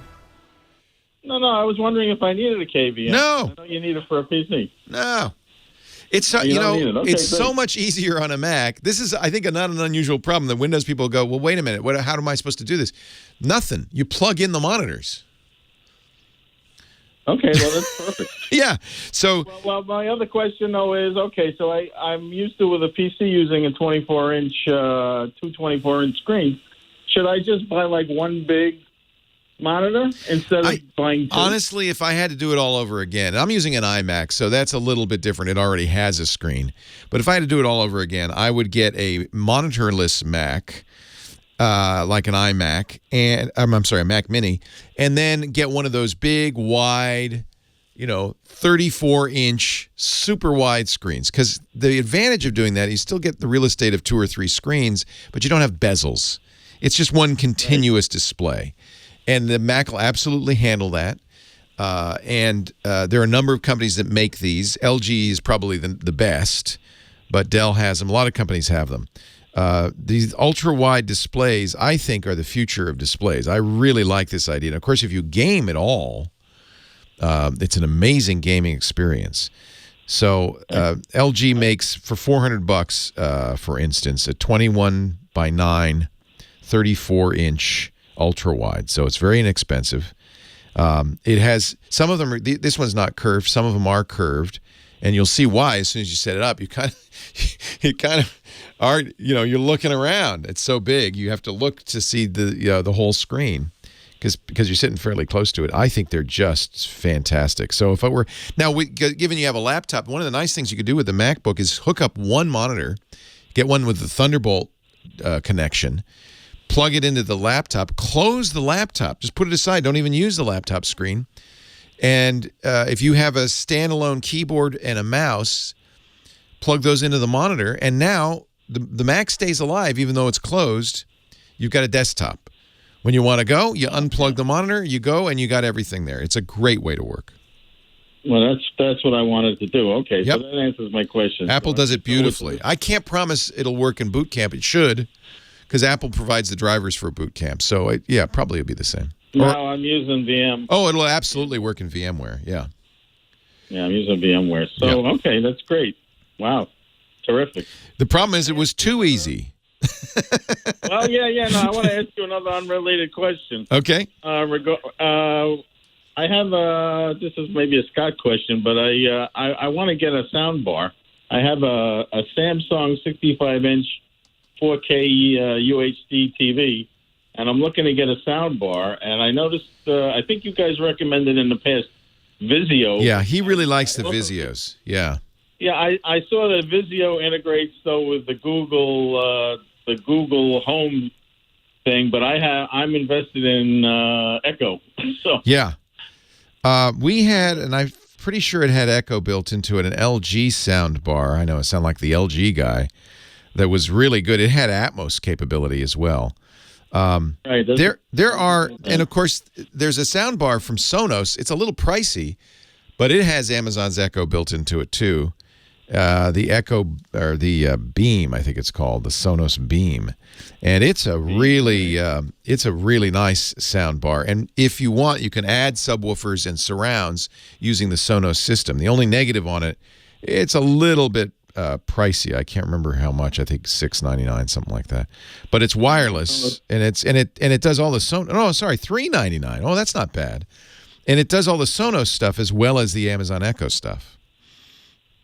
Yeah, no, I've always wanted a Sonos, but there you go. Get the Beam. I think I'm ready to go with that. Go for the Beam. It's a great choice. Hey, I got to run. Yeah. All right, thank you, Leo. I appreciate it. Take care. Oh, have you seen any good TV lately? I see good TV all the time because I've got Curiosity Stream. It is the world's first streaming service that scratches the itch we all have to learn. To explore, to understand. It was created by John Hendricks. He's the guy who created the Discovery Channel. But Curiosity Stream is so much better. First of all, it's very affordable. Plans start at just $2.99 a month, $2.99 a month with unlimited access. They have a premium plan which includes Ultra HD and 4K streaming. Thousands of documentaries and nonfiction series. Just the best stuff. And, of course, Curiosity Stream has apps for all your platforms, Roku, Android, Xbox One, smart TVs, iOS, Chromecast. You'll find a Curiosity Stream on the Amazon Fire, on the Amazon Kindle, on the Apple TV. We tend to watch it on Roku, on Apple TV, but it's everywhere. You can even watch it on your phone. And unlike a lot of these networks, it's available worldwide. So if you're listening to us outside the U.S., I know a lot of times Canadian listeners go, oh, you can't get it. You can get it. It's everywhere. Science, nature, history. I like to watch history a lot. Of course, I have to watch technology. They cover society and lifestyle, too. There's award-winning documentaries. Stephen Hawking's favorite places. The Hunt for Dark Matter. I love cosmology. The birth of the Internet. Cyber war. And, of course, much, much more. If you go to curiositystream.com/twid, you can see some of the 2,000-plus amazing nonfiction and documentary programs. And you'll get a great deal. Unlimited access to the world's top documentaries and nonfiction series, and your membership free for the first month, but you got to use the promo code TWIT. CuriosityStream.com/twid. twit. And use the code TWIT and get a month free. Lots of great stuff. Oh, look, there's Muhammad Ali. There's the space program, Destination Mars, the history of food, the butterfly effect, the birth of the internet, Pearl Harbor. We just had Pearl Harbor Day, right? A couple of days ago. The 4K footage from unexplored areas of the battleship wreckage, Pearl Harbor into the Arizona. Wow. You're going to really love it. CuriosityStream.com/twit. Try it for free for a month. Chris Marquardt is here, author of the brand new wide-angle photography book, which I love. Thank you, Chris. I really appreciate it. It's a great book.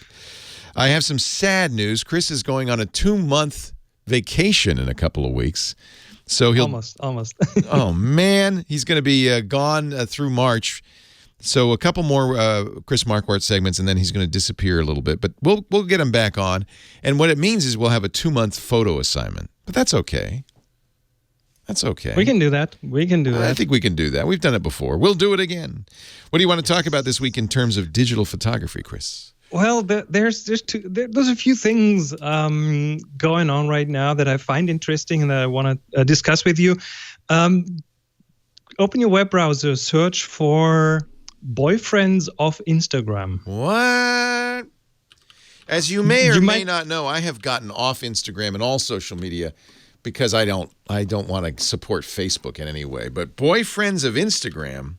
Well, it's a kind of a humorous look at a phenomenon that we've seen for quite a while now, with people being professional Instagrammers, pretty much. Yes. They travel to locations, and that is a take on the people behind the cameras and their weird.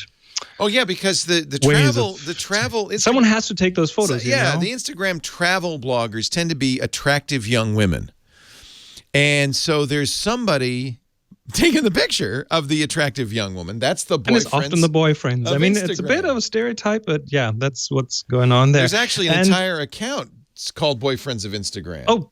There's tons of blogs and Tumblrs and stuff about that, and it's a funny, humorous look into a bit of a business that is kind of strange. And Instagram has this tendency of making a lot of people go to the same locations.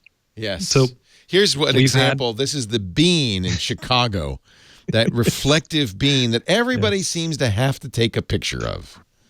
Well, and I don't blame him. I would take a picture of the bean myself if I was there. So, absolutely. I mean, those landmarks are amazing. But what's happening is that some of those natural landmarks out in nature get a bit of a problem. You might have, and Instagram is getting problems too. You might have heard of Taft Point in Yosemite National Park, which is this rock overhang over. Well, you can take a picture of that from the side, and it looks very dangerous. And it's like a 600-foot drop or something along those lines. And people, of course, want to take their picture while on there, and people have fallen off it because of that.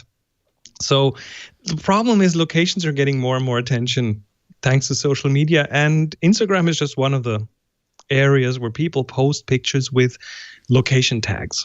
And location tags are really turning into a bit of an issue. This is so depressing to me. It kind of is, yeah. We were on the Amalfi Coast in September, Positano, a beautiful Italian town built on a hillside. It's so picturesque. It looks so beautiful when you see the pictures on Instagram. You get there, and there's 8 million people taking pictures. Yeah.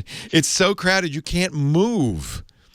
And our guide said, yeah, come back at Christmas because there's no way. all those pictures are either edited or taken at Christmas. There's no way. Now there's one location that is trying to, has started a campaign against location tags. It's called Jackson Hole in Wyoming. Oh, yeah. Beautiful area. Their travel and tourism board has launched that campaign with things like tag responsibly, keep Jackson Hole wild. Tag responsibly. Pretend you're in Israel. Don't tell them where you are. Well, don't put tags in there. I mean, here's some of their slogans: one little tag, one big problem. Or that's really interesting. How many likes is a patch of dead wildflowers worth? Post the photo, trash the location tag. Oh wow! It's a real campaign they're doing right now. This is a small microcosm of the problem with social media in general. There's something about it. We love it. We are addicted to it. But as a result, we overrun, you crush anything you love. I've just recently ran into this myself. And while on the photo tours, I try to, of course, go to locations that don't have tourists, and we do not post the geotags. Oh, that's and so funny. I make a point of not doing this. In Ireland, it happened to us that we wanted to go to a beautiful beach for photography, and this has turned into an attraction. So the farmer that you need to go through a farmer's field to get to the beach. The beach is public. The farmer's field is not. But he never had a problem if like a couple of photographers went through his field. But now it has come to a point where he put a sign up saying no social media posts, no drones. Wow. And he put a bull in the field so that unless you want to disincentivize you. Yes, unless you want to visit with my bull, stay out.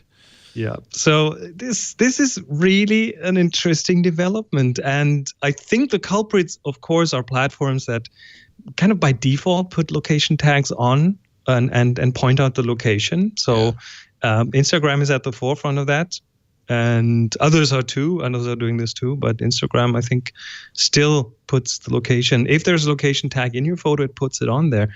So I'm really tagging. adamant. I've always been to not location tag the photos. That's interesting. Yes, Trucker Tim in our chat room is saying this has always been a problem. I mean, part of the problem is there's just too many people. When I was a kid in 1967, we went to visit Stonehenge in Great Britain, and you could walk around on the Salisbury Plain. You could walk around the lintels. That's long over. You could go in there, and in the 70s, they blocked it off so people couldn't go in there because it would have ruined it eventually. I mean, it's probably also a symptom of the fact that everyone now has at least a couple of cameras, You have a camera with you all the time, and social media have turned into this culture of like having to self-promote yourself to get yourself out there, and the more interesting that is, the more clicks you get. So it's really kind of a self-propelling development. And the amount of photography, I mean, it's still growing by the day. So more people take photos, more people discover photography, which is great, which is awesome. But it has a few side effects. Yeah. I don't know what the answer is. I mean, there's too many people. You don't want to be elitist and say, well, you people go away. I want to enjoy the Positano all by myself. I mean, everybody has a right to visit. I think it's made worse a little bit by all the photography. But on the other hand, we promote photography, right? We want people to take pictures. Oh, and I do want people to take pictures. And so is social media making it worse? Well, while I'm not putting geotags on my photos, I'm happy to tell people where that is, so people can do their own research. People can find their own locations. The one thing I don't want to do is one thing I recently saw in a book, and that was that each of the photos had a QR tag next to it, and if you pointed your camera at it, it opened a map right to that point. Yeah. Chris Marquardt, he's a great photographer, and he loves it when you take pictures. DiscoverTheTopFloor.com, and don't forget, if you want to join our photo assignment, what's the assignment this time? It's Ring. Ring. Take a picture illustrating the word or concept ring and post it to our Tech Guy group on Flickr, and we'll do a review before Chris leaves. Thank you, Chris. Leo Laporte, the Tech Guy. Stop taking those Instagram shots. Start enjoying nature. We'll be back right after this. Seems like the wrong thing for the Tech Guy to say. Well, but I agree 100% with you. It does sound a little bit. I didn't want to make this a downer, but it is really a thing that's coming up over and over again now. Boyfriends of Instagram feed is hysterical. This is hysterical, isn't it? Partly, it's like all the lengths people go to get a great shot. Like the crazy things they do, as much as anything else. And while I was in Morocco, I've seen 3 or 4 of these couples, and it's a trend, and it's getting get rid of them. getting more dramatic. I am not a fan, I have to say, of Instagram or Facebook at all. I've gotten off both. I mean, it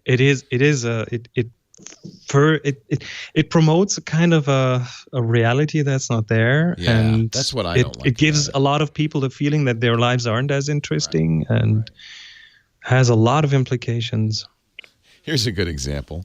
So they're trying to get a shot of a bathing beauty in a bikini floating in a serene pool. What you don't see is the guy holding up the reflector, the photographer hanging from a beam on a strap, the other guy holding her feet so she doesn't float away. It's crazy. But that's the way a professional photo shoot would work, you know? But everybody's doing it now. But now everyone's kind of in that. Ooh, I like this. This movement. For Halloween. Be an influencer for Halloween. It's an influencer Halloween costume set. Hi, I'm an influencer. Ay, ay, ay, caramba. Yes. So when is your last day here? I'll leave on the 1st of January. Oh, okay. So I'll be here on the 30th. Great. I don't know if I'll be here on the 30th. We are. We are? We are not. So your last show will be the 23rd. Are we here on the 23rd? Yes. Yes. All right, 23rd. 23rd. We are not here on the 30th. So your last show will be the 23rd in 2 weeks. So in 2 weeks we'll do the assignment and give a new assignment. Very nice. And that'll be a 2 month. I'll be gone. And I'm so jealous. Have a wonderful trip. Oh, you're gonna have fun. Pretty sure I will. Yeah. You need a vacation. See, you have worked it well. You're smart. You're able to take lengthy vacations. Well, I have to every now and then. At a price. I mean. This is Monica's sabbatical. She brought up New Zealand, and I was happy to. So she gets a sabbatical. Yeah. Is she a professor? What does she do? No, it's in her job, but she worked hard for it. So. Oh yeah, you have to work 7 years or something, right, to get a sabbatical. Well, and then you have to like get a pay cut during that time, and get a pay cut up front, and it's an interesting kind of setup. German thing, or just her company in particular? I think just the company that's offering it. Yeah. I think in Australia they do this, like as a nation. Really? Yes. Oh, you earn your time sabbatical. to move to Australia. I know. I have too much of a work ethic. I would feel guilty. I like to, and I also would. I think I would get lonesome if I couldn't do my shows. I think this is my entire social interaction right now. I'll be podcasting from there for sure. See, right. This is my life. Absolutely. All right, Chris. Thanks. We'll talk again next week. Talk to you next week. See ya. Bye-bye. Take care. He was born a traveling man. 8888 Ask Leo, the phone number, website, techguylabs.com. Boy, I did not expect our photo guy, the digital photo guy, Chris Marquardt, to say stop taking pictures. I guess he's not saying stop taking pictures. Just stop tagging your pictures with locations. I don't know. I mean, is it really? It does seem like, and this is really I think there are too many people. That's the fact, and it's something the world's going to have to deal with. There's the overpopulation. That's just the fact. It is also the case that tourism is on the rise, that some places where people have gone in the past, like Egypt and Turkey, are no longer desirable locations thanks to political unrest, and so those people are heading to more popular tourist spots like Hawaii for those of us on the West Coast, and Europe for those of us on the East Coast, and those are getting overcrowded. But that's life. That's the way the world is. I do have to think social media has also played a negative influence in many ways. There are massive riots going on right now in France. And, of course, France is known for political unrest and strikes. It's nothing new. Hundreds of arrests, deaths, disruptions all over the big cities in France with these yellow jackets. And some are blaming Facebook for it, because it is Facebook that is spreading the news, spreading the word, and kind of, in a way, becoming a way of inciting people to take to the streets and be violent. And we've seen this before. Remember the Arab Spring, where Twitter was praised, not blamed, but praised for giving activists in Arab nations like Egypt a voice and a chance to organize through Twitter. Except that, it can also be used, and we've seen it used this way, and we've seen Facebook used this way, to incite violence, to organize. And I guess one person's protest is another person's mob. So, maybe that's maybe that's a difficult thing to solve, but it is a big problem right now. And a number of people are blaming Facebook for the unrest, the Yellow Jacket riots in France right now. Article in BuzzFeed News by Ryan Broderick. The Yellow Jacket riots in France are what happens when Facebook gets involved with local news. But it's not Facebook doing it, understand? Facebook's not doing anything except what they always do, which is encourage viewership, algorithmically make Facebook more compelling. That's kind of their job. That's the job of engineers at Facebook, to tweak the news feed so that you will want to read it and spend more time on it. And that kind of facilitates virality, viral memes, viral videos. And there are some who say, well, the protests in France have been whipped up into a frenzy by the small Facebook pages with these memes and these videos. We saw riots in Myanmar, anti-Muslim riots facilitated by Facebook. Sri Lanka. We saw WhatsApp being used to create mob violence in India and Brazil. Do you blame the social media platforms, or do you blame people? That's the challenging thing. I mean, the social media platforms are in some ways just reflecting what's out there. You can't really say Instagram made it impossible to go to Jackson's Hole, Wyoming, because so many people want to put their Instagram photos up. It's the people, isn't it? But there's something about these social networks that almost weaponizes our natural urge to share and turns it into a tool that's can be devastating. It's a fascinating question. It's a fascinating question. I don't know what the right answer is. It's one of the things I've been talking a lot about in the last few years. And it's one of the reasons I got off Facebook and Instagram and Twitter and Tumblr. I have accounts there, but they're deactivated. I didn't delete the accounts because I don't want somebody to pretend they're me. So the account's still there, but they're all deactivated. And I have to say, for myself, just personally, for myself, I feel a lot happier not going to visit those sites multiple times a day. The first step, and apparently a lot of kids are starting to do this, is to take the apps off your phone.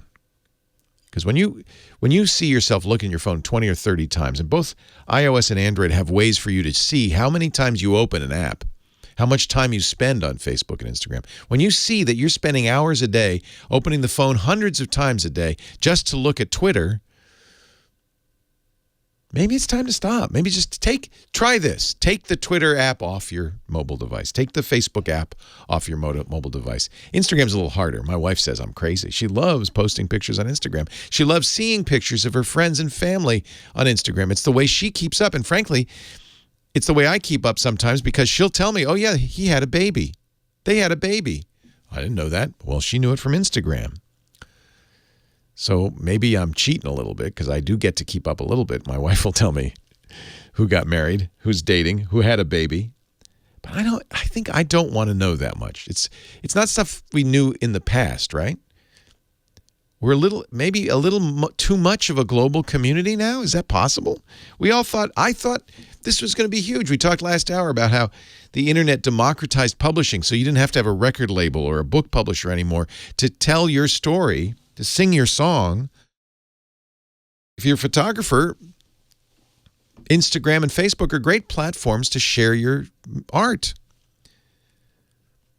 And yet there's definitely a negative. There's a downside, isn't there? I feel, all I can say is for myself, I feel a lot better, a lot happier, because I disconnected a little bit. What? The tech guy disconnected. Yeah. I still love tech. I use it for other reasons. Still look at my phone. Play Pokemon Go. That gets me out walking around anyway, right? I don't claim to be a moral paragon or a thought leader in any way. I'm just observing.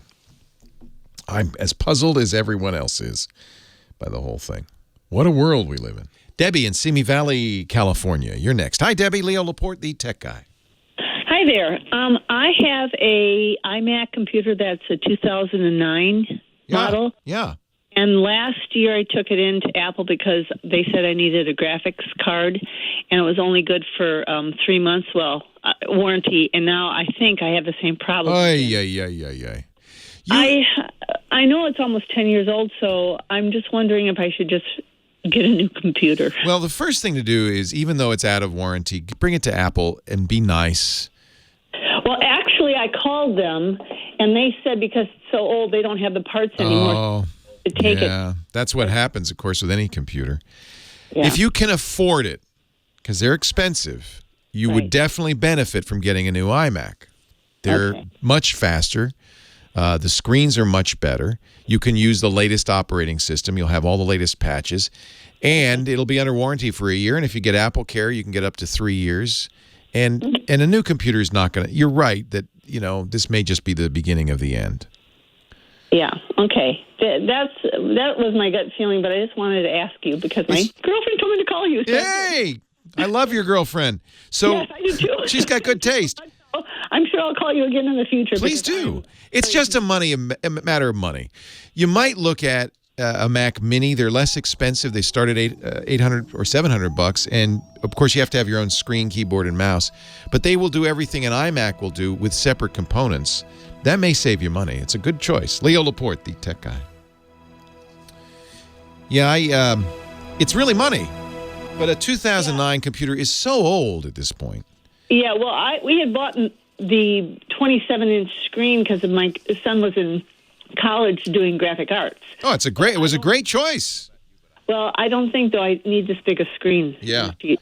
Now. I would look at, so there's a couple of things to do. I mean, you can get an iMac, and then by the way, they have 0% financing right now at the Apple Store. So you get one of the 5Ks. They're beautiful screens. But a Mac Mini is everything that is in an iMac, but then it doesn't include the screen, so you can get your choice of screen. And if you know what, that's nice. If you say, maybe I don't need such a big screen, you get a smaller screen, and then you say, no, I want a bigger screen, you can swap it.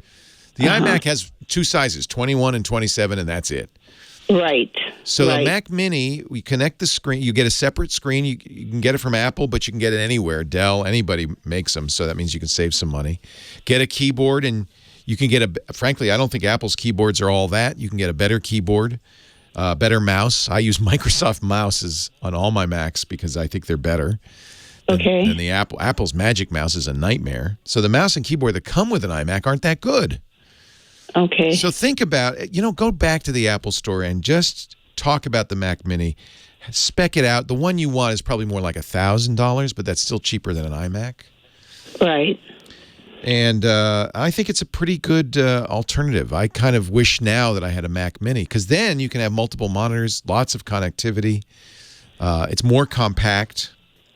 Yeah. Well, I have my desktop, but I also have my laptop, and I go from one to the other because I teach dance and I do notes. Oh, that's so I have neat. Music on one monitor, and I have my notes I type up on the other. So here's another thought then.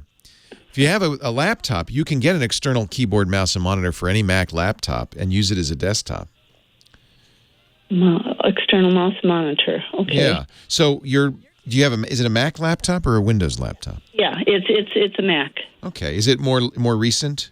Well, it's a 2000. It's 12. It's a 12. Okay. 2012. 2012. You can easily with that. It's got those ports on the side. Connect a mouse, a keyboard, and it's even got a monitor port. You'll have to get a monitor that works with it. And you connect that. You leave that at home. When you get home, you plug those in. You close the Mac. This is one of the nice things Apple does. Even when the Mac's closed, if a monitor is connected, it says, I'm still alive, and you use it as a desktop. Then when you hit the road, you just unplug those, you carry it off. And the nice thing is one computer. It all has the same stuff on it. You're already doing that. It sounds like you have an external monitor at the dance studio. Well, yeah. I mean, I have an external monitor. Yeah. So you're already doing that. You could do that at home too. Then you don't need to buy a new computer. Just another monitor. A monitor. Okay, external monitor and mouse. Yeah, okay. just like you're doing at the studio. Well, the studio is in my home. I'm just doing this at home. I see. But I have my desktop and my laptop, and like I said, I listen to the song on the one, and then I put my notes on the other. Oh, I see. But it's all on the laptop still. Or no, you're using the desktop and the laptop. I'm using the desktop. I see. And I'm using my laptop for... This is something worth trying. If you connect a big screen to your laptop, you can have the music playing on your laptop, have that laptop screen show the music player, and still have something completely different on that external monitor, but it's all on one computer. Okay, and what would you recommend for a big screen? What brand?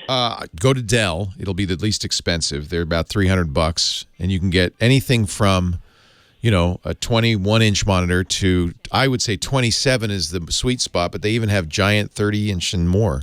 I have a 43-inch Dell monitor. It's too big, but it might be good for a studio. It'd be good for presentations. So, yeah, look at Dell's monitors. They're very good, and they're much less expensive than what Apple sells. Okay. Excellent. Well, thank you so much. You're very welcome. You're going to need to check the connector on that laptop. It's probably, I'm guessing, mini display port. So you're going to need to get you're going to need to get an adapter to get the Dell to work with it. But that'll be an inexpensive little thing. And I would get that right at Dell then. Yeah. Yeah, you would want a mini display port to HDMI adapter. Most of the Dell monitors now use HDMI. Oh, actually, you can also look on Amazon. You don't even need to go to Dell. You can look at Amazon, too. Okay. Yeah, and just search for the adapter, which would be, I'm guessing, but you'll have to check on your laptop, mini display port to HDMI. Yeah, absolutely. That's what those 2012s are? Yeah. I know that sounds complicated. It does. I have faith. I think dancing is complicated. Well, thank you. I can't do a foxtrot to save my life. What kind of dance do you teach? I teach primarily tap. Oh, wow. That's more complicated than anything. And I teach two different places. I teach at the Senior Center in Simi Valley. And I teach fun. At Park and Rec in Thousand Oaks. And my seniors just had a performance Thursday afternoon and Friday night this week. Oh, that's so cute. Yes. And they can do their shift ball shuffle, whatever that is. Ball change, flat ball change, you got it. They can do it all. Yep. What a great idea. And they get a little exercise. They have fun. Yes. You do a little slap, flap, shuffle. Yep, you got it. Come on. I want to do. No, I can't. It's like that to me is more complicated than figuring out what port you have on your laptop and connecting it to a monitor. That's complicated to you. Tap dance is insane to me. Yeah, well, vice versa. For me, anything electronics, I'm just... In fact, my son had once told me, Mom, you shouldn't have a computer. So bad. That's just because he doesn't want you to call him. You call me instead, okay? Okay, sounds great. Thank your girlfriend for me. I will, and love you lots. Thanks. Oh, thank you, too. Take care. Well, hey, how are you today? Leo Laporte here, the tech guy. Time to talk computers, the internet, home theater, digital photography. We got smartphones, we got smart watches, we got self-driving vehicles, we got augmented reality. 8888 Ask Leo. I shouldn't mock this. I got a book by a guy I really like. Blake Harris wrote a book called Console Wars, which was fantastic, a history of game consoles. But I feel bad for Blake because he's obviously spent a long time writing a really great book. It's called The History of the Future. Good name, right? And then I saw the subject matter. Oculus, Facebook, and the revolution that swept virtual reality. Uh-oh. Uh-oh. It's a history of virtual reality. Now, I imagine towards the end it's going to have to say, and maybe, there is a chapter called The Verdict. Maybe this isn't going to be the next big thing. Maybe not. Have you used... Now, see, it's funny because there's people who love these virtual reality headsets. They enter a new world. They play games. I have a friend who is a fanatic, so much so, she and her husband both love virtual reality, so much so, they moved to a new house. She had a virtual reality room in her old house, but she wanted two, one for each. and then they set up a third for the kids. That's a virtual reality devotee. I'm afraid I am not quite so optimistic about the future of virtual reality. But Blake, I'll read your book, Blake, The History of the Future. Even though I think maybe virtual reality was a little bit overhyped. No, that never happens in the tech industry. No. 8888 Ask Leo, the phone number. On line 2, Chuck, Beverly Hills, Michigan. Hello, Chuck. Hello there. Sorry to keep you on hold so long. Thanks for your patience. Yeah. My question was, I'm 81 years old, still quite techie. That seems to be a gene, runs in our family. And I actually visited your show about 3 years ago, and we had a great time. It was a Christmas present for my wife. Oh, wonderful. Well, nice to see you again then. And I have been getting interested in doing grandpa memories, with my DSLR. Nice. And when I went to get memory sticks, SD cards, there is such a tremendous range for the same size. It can run anywhere from $10 to $40. Right. And I just wondered what the difference was. So it is encoded on the front of that SD card. So when you go to, and I buy all my SD cards from Amazon, I tend to like SanDisk. They're a company that specializes in memory cards, and I think they make very good ones. Photographers will also often say, "Oh no, you've got Lexar or one of the more premium priced brands." So one of the differences is the brand name, and take it with a grain of salt. Brand names, there is a difference. I mean, you can get a memory card that will burn out faster or maybe less reliable, but in general, I think SanDisk is a cost-effective choice and gives you great results. The difference then so let's assume you're buying a single brand. In other words, I can't really tell you, is Lexar that much better? Is it twice as good? I don't know. Maybe. Some photographers say, oh no, you got to get the professional Lexar cards. I don't know. What I look at, though, within a brand is speed. And those are all marked on the card. So and it is, I don't blame you for being confusing. It's extremely confusing. There is a number of designations for SD cards. The first designation you'll probably want to know about is SDXC. The XC cards are just expanded capacity. So in most cases, you're going to buy that. You don't want a 64 megabyte card. You want an extended capacity card that will go up to 2 terabytes. I wouldn't recommend a 2 terabyte photo card just because the temptation will be to put too much stuff on it, and then if it dies, you've lost more. I buy mostly 64 gigabyte cards, but those will be SDXC. The HC cards only went to 32 gigabytes. So that's the first thing you're going to notice. The next thing you're going to look at is the speed of the card, how fast it reads and writes. And you'll see something called UHS, which is ultra high speed. That's the ability to write faster and read faster. There's UHS 1, UHS 2, and UHS 3. And the speeds are, greater as you move along. It's in general, you would say, well, why don't I get the fastest card? The fastest card means that you'll be ready to take another picture sooner. But you should also see what the capabilities of your camera are, because it turns out you can buy a card that's faster than your camera can write, and so there's no point in buying a faster card. So first thing you want to do, and it might require a little digging through the documentation or even reading reviews, is see what's the fastest card my camera will support. Okay.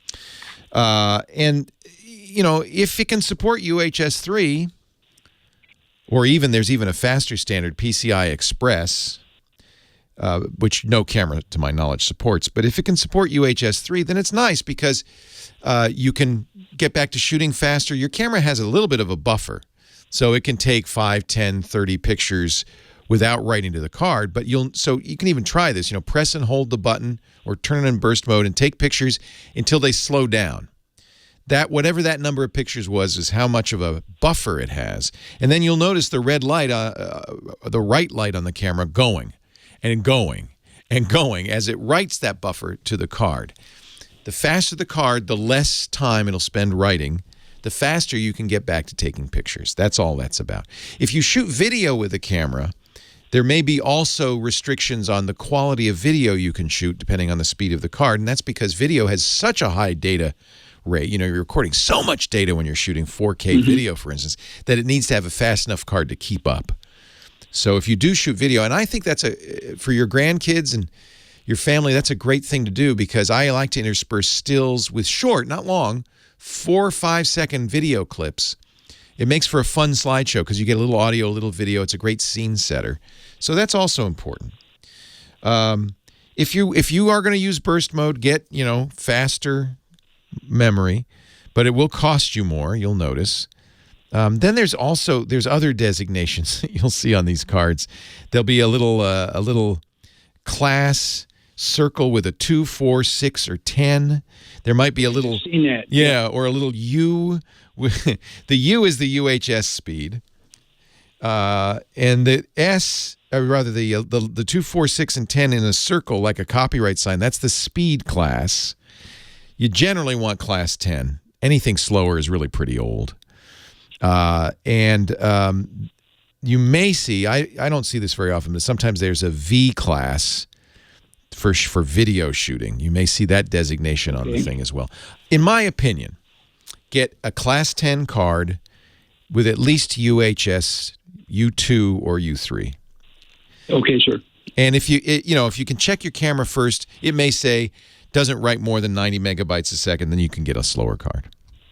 Yeah, it's a few years old. It's a Nikon D7000, but I've been very happy with it. I've been looking at some of the new ones, but I don't think I'll be jumping to a new one right now. But I'll talk to the fellows at the camera store and look at the camera information and see what it says. I'm looking at a website that says the D7000 will use the new UHS cards. It can be so you could get a UHS 3 card and benefit from it. We'll be faster with okay, sir. That's what I'll do. All right. Thanks for the call. I appreciate people know not to bother me on Saturday and Sunday afternoon. Bless you, Chuck. That's awesome. And have fun taking pictures. It is literally for me, the most fun I've ever had is just getting pictures of people. And what a great way to record your life, right? You make a little journal. Very good, sir. Thank you, and have a wonderful holiday. You too. Happy holidays, Jack. Bye-bye, sir. Take care. I recently got, I had played with it for a long time, but I decided to get serious about a journaling app that's available on iOS and Android. Really great on an iPad. They even have a Macintosh version called Day One. And you can put pictures into it. You can write stuff. You can record audio into it. And as I get older, I regret now not having done this for years. I've tried I bet a few of you have tried to keep a diary or keep a journal. Everybody says that's a good thing to do, and life is busy, and you just don't get around to it. But I think it's kind of fun. I wish I had some diary entries from years gone by. I'd be curious. What was I thinking, for instance? What was I thinking? But I've decided to start trying it now, and it's really fun. And because we've come such a long way, it's not just writing. It's everything. It's multimedia. It even records your location and a stream. And if you just take pictures with your camera phone, it'll automatically keep a stream of all the pictures you take. So in a way, it's almost automated journaling. I really like that. That might be another thing to look at, Chuck, if you use an iPhone actually, they have an Android version now, an Android phone. Day One, Dayone. Really cool. Really cool. 8888 Ask Leo, the phone number. Leo Laporte, the tech guy. More of your calls right after this.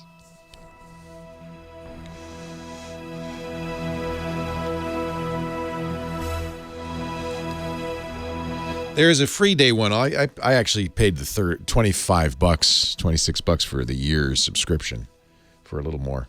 What's nice is it syncs across everything. I'll show it off on iOS today because I'm kind of excited about it. It's made it very easy.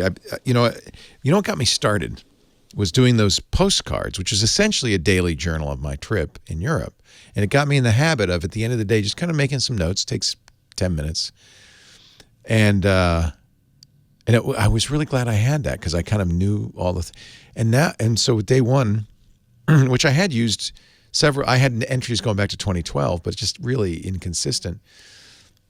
I put it back in all my stuff. And I think it's, instead of doing social media, instead of kind of blah, I'm going to use day one. And day one, the original version had integration with WordPress, so I could have I could kind of share stuff to the blog if I wanted to. Not everything, some stuff's private, but they haven't yet put that in a day one version 2, but I think there will. So I think it's a good solution. Leo Laporte, the tech guy.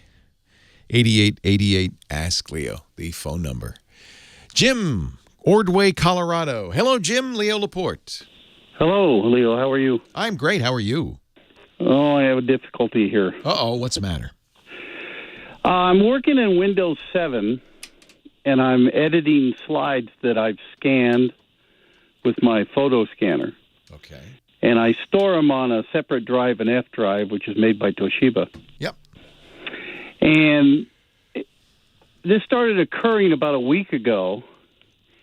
Windows recognizes the F drive if I go to grab a picture and open it in the Window Live photo gallery. Okay. And then if I double-click on Edit, Organize, or Share, it can't find the F drive. It says it doesn't exist.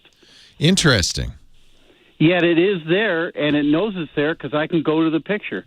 But well, I got one caveat on that. Often photo apps, in order to speed up browsing the photos, don't in fact go out and look and load the photo in your catalog. They keep a thumbnail stored in the catalog. That's almost always the case. So it could be missing that photo and still show up in the catalog. Do you see what I'm saying? Because it keeps a cached thumbnail. That's almost certainly the way it works. I don't know. What program you said? Windows Photo Library? The Live Photo Gallery. Yeah. I don't remember if the Live Photo Gallery has an indicator. Most programs will if it doesn't have access to the original. But if you get info on that thumbnail or something and see, it might say, oh, no, I don't know where this is, or help me find this file. Well, it loads the editor. Yeah, I mean, it may be editing the thumbnail, though, instead of the original. Well, it shows all the thumbnails, but over on the tree on the left, yeah, there's no F drive listed. Yeah, that's exactly it. So let's hope your F drive's still there. Tell me about the F drive. Was it something that came with your laptop, or? No. It's outside. I use it as a backup drive. Okay, so it's a USB drive. Yes, it's a USB drive. And Windows recognizes it because I can go to the double-click on the folders. You can open it up. Yeah, I can open it up, and I can open up the picture. Ah, good. Well, that's good news. Let me edit it. So I'm going to give you one quick assignment. Make a backup. Is that the only place those pictures live? Yes. Very important, because I don't want your next call to be, now the F drive's not working, where are my pictures? So before you do much else, I would copy those, either buy another USB drive or find somewhere to copy, but copy those photos just so you don't lose them, okay? One copy of anything is really dangerous. It means that if that drive fails, and drives fail, and it hasn't failed, I think I can understand what's going on, and I'll help you with that. But I do think really important, if it's acting flaky in any way, that's a sign from heaven. You need to make a backup. And by the way, if the USB drive dies, then that backup's not a backup anymore. That's the original. You need to make a backup of the backup. Right. You need 2 copies. I'd say 3 copies of everything that counts, that's important. Maybe those pictures aren't important. No big deal then. I think they're important. I sense they might be, yeah. That drive has 211 gig on it. Yeah, so you might want to make a trip to your local big box store and buy a big hard drive. You can get a terabyte hard drive for under $100 right now. Plug it in and copy everything over to it. Then, having done that, the fact that you can open up and see it, that's very good. That means those photos are there. It means somehow the live gallery has lost track of where the photos live, or it's just confused. Partly that may be because it's a USB drive which comes and goes. So another thing you might try is just see if you can see that drive on any other. I don't know if you have another computer with a USB port, but see if you can see that drive anywhere else. Make sure it's there. I'm not sure what's gone on. Your live gallery should give you more information when you get info on any individual photo. What you want to see it say is where's this, sometimes they say open photo in original folder or open and closing folder, or sometimes it'll say the path, which is F:// slash, volume slash, whatever that thing is. If it shows that and you can go to that, well, then that means it's seeing it. But it sounds to me like it's confused, like it's not sure. So job one, anytime you got something valuable, only one copy, make a backup. Scooter X is telling us Office Max has an ad for a 2 terabyte Western USB My Passport drive. 2 terabytes, 10 times more than your photo collection, $70. I'm not crazy about the giant drives, the 4 terabyte drives. The bigger the drive gets, the more likely you're going to have problems with it. Get a single terabyte. That's fine. It's only 211 gigabytes. You can back that up to the cows come home. So make a backup. Then you start fiddling with it, like unplug it, replug it in. You say you can see it, you can open folders. That's good. That means the drive's working. It means there's a disconnect. The Windows Live Gallery somehow has lost track of where that photo is. And that should be somewhere indicated in the thumbnail on the photo. Most programs will say something like, oh, we can relink that file, or show me where that file really is. And often, doing one of them will find the rest of them. Something like that's going on. Leo Laporte, the tech guy. More calls right after this. Leo Laporte, the tech guy. Back to the phones we go. 8888 Ask Leo. Gordon's on the line from Long Island. Hello, Gordon. Hello, Leo. How are you this fine day? Great. How are you? I'm doing pretty good, thank you, my friend. We flew into JFK last week and unusually took a flight path over Manhattan. It was such a beautiful sight to see Manhattan and then Long Island, and the sky was perfectly clear. The lights were beautiful. It was a wonderful flight. I've not usually seen that flight path, so it was really nice. Like you could see Central Park. Whatever, that was fun. Anyway, I just came from Long Island. Well, I agree with you. I've flown back into LaGuardia some nights where you just go right along the skyline of New York, and I don't think there's a nicer view from an airplane that possible. I really don't. Just beautiful. What can I do for you? Well, Leo, recently on local newscasts here, they ran some stories concerning routers. And they're saying pretty much that you need to update your firmware, which we all know. But they also said that after 3 years or so, routers may become outdated and less secure. With that in mind, I have an Asus AC3200, one of those 6-inch. I love that router. I have it too. We got it sitting in the studio over there right now. It's a great router. It performs wonderfully. And I don't know about replacing it or not, but they've just recently had a sale. So it's funny when you see these stories on local news, and you know that the anchor's reading this and has no idea what they're talking about. A lot of times they're reading from an electronic press kit provided by, router manufacturers.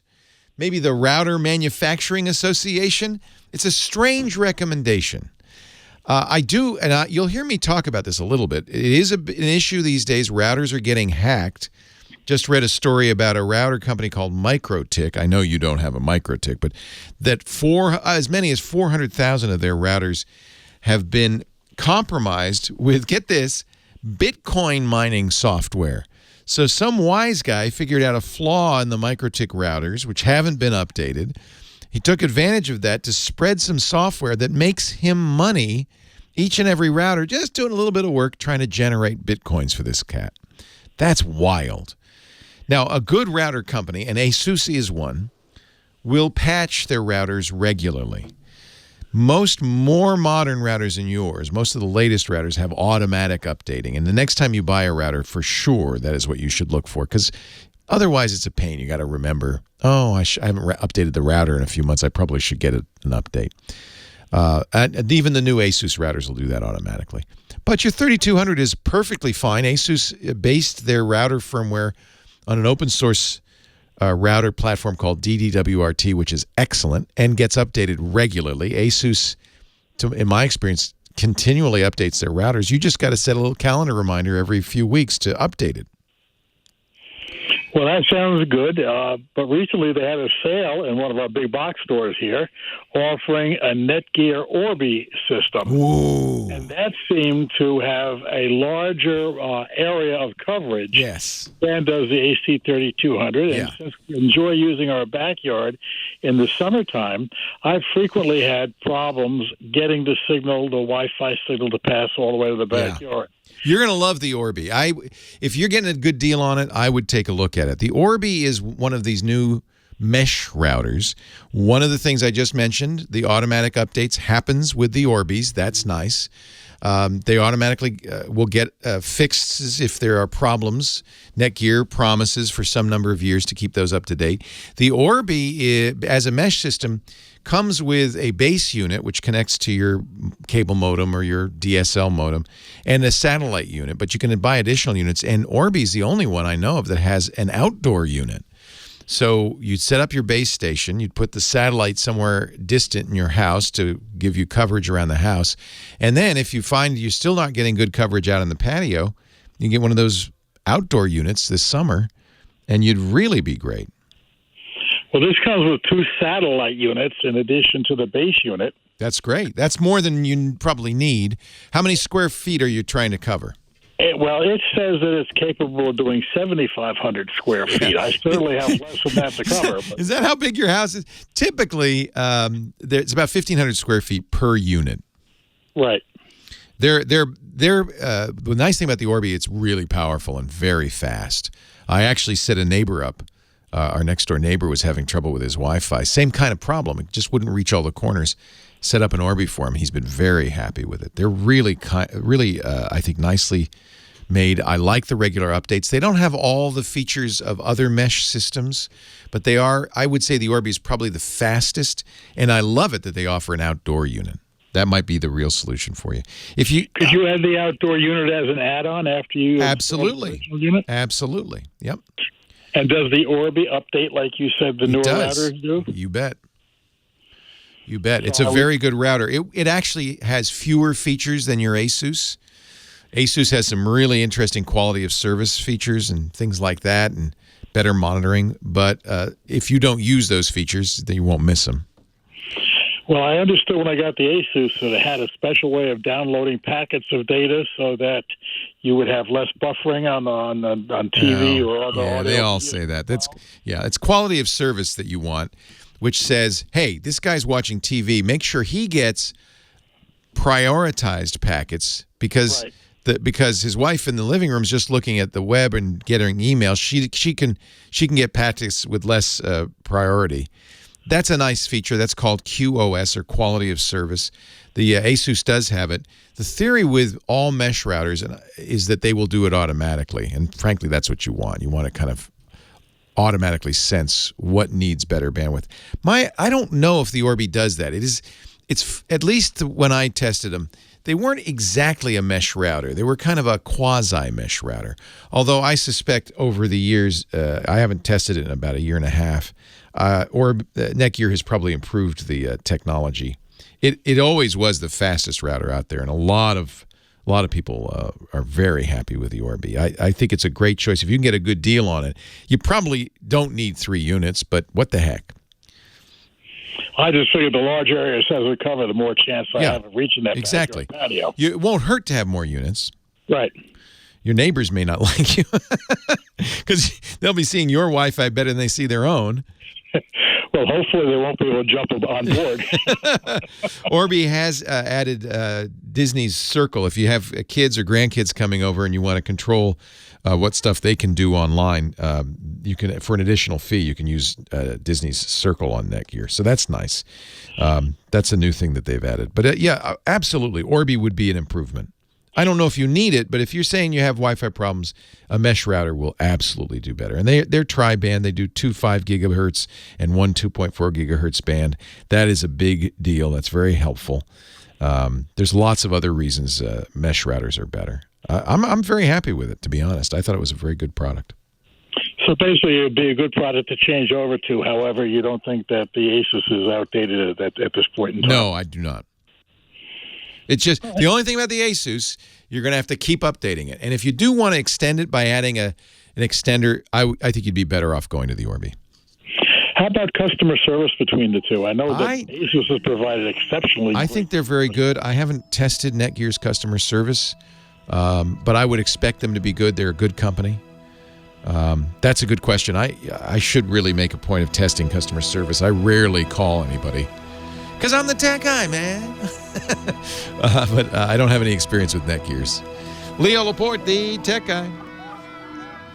We will be going home. Last segment of the day, last segment of the weekend. But don't worry, I'll be back next week. And, of course, during the week, if you have any questions, you can just go to our website, which is free. There's no sign up. There's nothing. Just go to techguylabs.com. And you'll find show notes from all 1,548 shows, audio and video for most of them, too, including this one. So you can even answer questions yourself. If you see something, you say, hey, I got a better idea. Or I had that Orbi router. And, if you have experience with Netgear's tech support, go on in there, leave a comment. It's always valued. We really appreciate it. Line 2, Stephen, San Antonio, Texas. Hello, Stephen. Good afternoon. Just so you know, I'm a California transplant. All right. How do you like San Antone? I love it. Beautiful area. Rain. Yep. Anyway, my computer in the lower right-hand corner keeps telling me I need to activate Windows. Uh-oh. I go in and I say, okay, here's my PIN number. So I put not the PIN number, but I put the product number in. It's okay. Next thing, I turn my back, come back, says you need to activate Windows. Oh, yeah. What version of Windows are you on? 10. 10, you shouldn't need to enter anything. The advantage of 10 is once a computer, this is by design from Microsoft, obviously it's not working, but once a computer has been authorized to use Windows 10, it never needs to be authorized again. Microsoft has a database of all the computers allowed to run Windows 10, and that database includes information about your video card, your networking card, hard drive, motherboard, all of that stuff. They've got some sort of magic system for combining all that into a single number. If that number hasn't changed, if you haven't changed any hardware dramatically, they figure that's the machine and you're authorized. The fact that you're not authorized makes me think you were never authorized. There is no serial number to enter for Windows 10 unless you're buying a copy and upgrading it that way. Most people have either got Windows 10 with a computer, which means it's authorized, or upgraded from Windows 7 and 8 when that upgrade was offered for free. And in all those cases, you shouldn't have or need a serial number. If you bought a shrink wrap copy somewhere, you would. Is this computer start with Windows 10 or has it been upgraded? No, it's been upgraded from 7. I didn't have this problem until I moved to Texas. And you upgraded it using the free upgrade opportunity? Yes, sir. Yeah. Well, there was an issue with the Windows activation server about 3 weeks ago where a lot of legitimate copies of Windows were being dinged as not as illegitimate. But I think that's been solved. I think the what's in order at this point is a call to Microsoft because that's not how it's supposed to happen. Yeah, because I troubleshoot it, and it says, okay, this copy of Windows has been activated, but it still comes back. Yeah. And I can't tell you, like I said, it didn't start happening until after I moved from Texas, and that was in October. I don't think that's one of the things they keep track of, but maybe it is. So what's happening, and it happens with all versions of Windows, it's phoning home. It's phoning the activation servers periodically and saying, hey, I'm a legit copy, right? And the activation server says, yeah. And it says, okay. But for some reason, it's responding no. And you're getting that pop-up. I think what you need to do is call Microsoft, explain the situation, so that they can go into their database and fix it. It may be, I don't think they keep track of location, but maybe they do. You know, all of this is screwy anti-piracy stuff. It's very annoying because you have a legitimate copy. There's not a, that's not a question, and presumably Microsoft would be intelligent enough to say, oh yeah, we can fix this. I hate thank you so I hate much. to send you there because that means hours wasted. But I don't know if maybe somebody listening knows or has seen this happen. I haven't. It's not supposed to happen. Once activated, always activated. That's the theory. And I don't think moving should affect it. As I said, they keep track of what your machine is by creating what they call a hash, a magical number out of, and they've never told us exactly what. But a reasonable guess would be things like the serial number of your motherboard, the MAC address of your networking devices, the size of your hard drive, things that make your machine unique. And in theory, everybody would have a unique hash. If that hash is in the database of activated Windows 10 machines, you never should see that message ever. So maybe they need to you may call them up and say, hey, can you bang on the activation server? Just hit it with your hand. Needs a little percussive maintenance. Something's going on. Henry, Prescott Valley, Arizona. Leo Laporte, the tech guy. Hi, Henry. How you doing, Leo? Couldn't be better. How are you? Me too. Good. What can I do If I for were any you? better, I'd be twins. Double. Two Henrys. Actually, my son's named Henry. I love that name, so welcome. So do I. Yeah. What can I do for you, Henry? You took a call from my good buddy Rob about a month ago, I guess. Uh-huh. He's the one that lost the Martin guitar at the Kingston. Oh, yeah. Oh, I love Rob. I've talked to him many times before. Yeah. Yeah, he's a great guy. He accompanied me on 3 songs actually at this year's Americana Fantasy Camp. Fun. What do you play? One with the Salty Dogs and 2 with the Elderly Brothers. The Elderly Brothers. Wake up, little Susie. Uh-oh. There you go. Yeah. What? I play tennis. Are you Phil or Don? Either one. The elder. I love that. You play, what'd you say, tenor? Tenor guitar, 4-string. Oh, interesting. I've never seen a tenor guitar. Oh, yeah. They were popular back in the 20s and 30s. Oh, how interesting. Oh, that's that tink, tink, tink sound you hear on some of those older songs. There you go. Yeah. Well, what can I do for you today? I heard a rumor that Apple is not going to upgrade the earbuds until about 2020. Do you know if there's any truth to that? Yeah, the problem with Apple rumors is no one knows. Rumors spread. Apple doesn't confirm. Apple never pre-announces. This rumor came from a guy who's famous for, his rumors, his prognostications. He's a Chinese, writes for a Chinese data analyst, and he is very connected with the supply chain. So his information comes from manufacturers who are making these devices. So in effect, what he's telling his subscribers, because they're investors mostly, is, well, we don't see anybody making new AirPods this year. However, I have heard rumors that Apple will announce a new AirPod of some kind this year, by which I mean 2019, probably with a wireless charging case, because Apple still thinks it's going to put out a wireless charging mat that will charge AirPods. They announced it more than a year ago, AirPods, iPhones, and Apple Watches all at once.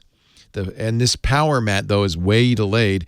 But in order to do that wireless charging of AirPods, you'd have to have some sort of AirPod container that did wireless charging. So it's pretty certain, I think, that they will announce at least that. But he says, Ming-Chi Kuo is the guy, he says that there won't be a completely redesigned AirPod for another year. I think that's reasonable, but no one really knows. Even Ming-Chi Kuo has been wrong. So, it's hard to say. Do you have AirPods today? Yeah, I do have them, and they're nice. A little trouble with them once in a while, and I found that they seem to be susceptible to dust, and I've kind of cured that problem. Yeah. I mean, AirPods are easy to lose. They're expensive. The audio quality is not perfect. And they are aired to all the troubles that Bluetooth devices are aired to, including dropout. I've been on AirPod connections with my smartphone more than once on my iPhone where I've just lost the connection. The iPhone's taken it back, and that's very frustrating when you're talking and nobody can hear you. But that's just the nature of Bluetooth, I think. Apple probably won't redesign them this year, but no one knows. That's the right answer. Thanks to Big Pee-wee, Damien, for playing our great music today. Kim Schaffer, our phone angel, for answering your calls. Most of all, thanks to you for joining me. I'll be here next week. I hope you will too. Leo Laporte, the Tech Guy. Have a great Geek Week. Well, that's it for the Tech Guy Show for today. Thank you so much for being here. And don't forget, TWIT, T-W-I-T. It stands for This Week in Tech, and you'll find it at twit.tv, including the podcasts for this show. We talk about Windows on Windows Weekly, Macintosh on Mac Break Weekly, iPads, iPhones, Apple Watches on iOS Today, security on Security Now. I mean, I can go on and on and on. And, of course, the big show every Sunday afternoon, This Week in Tech. You'll find it all at twit.tv. And I'll be back next week with another great Tech Guys show. Thanks for joining me. We'll see you next time.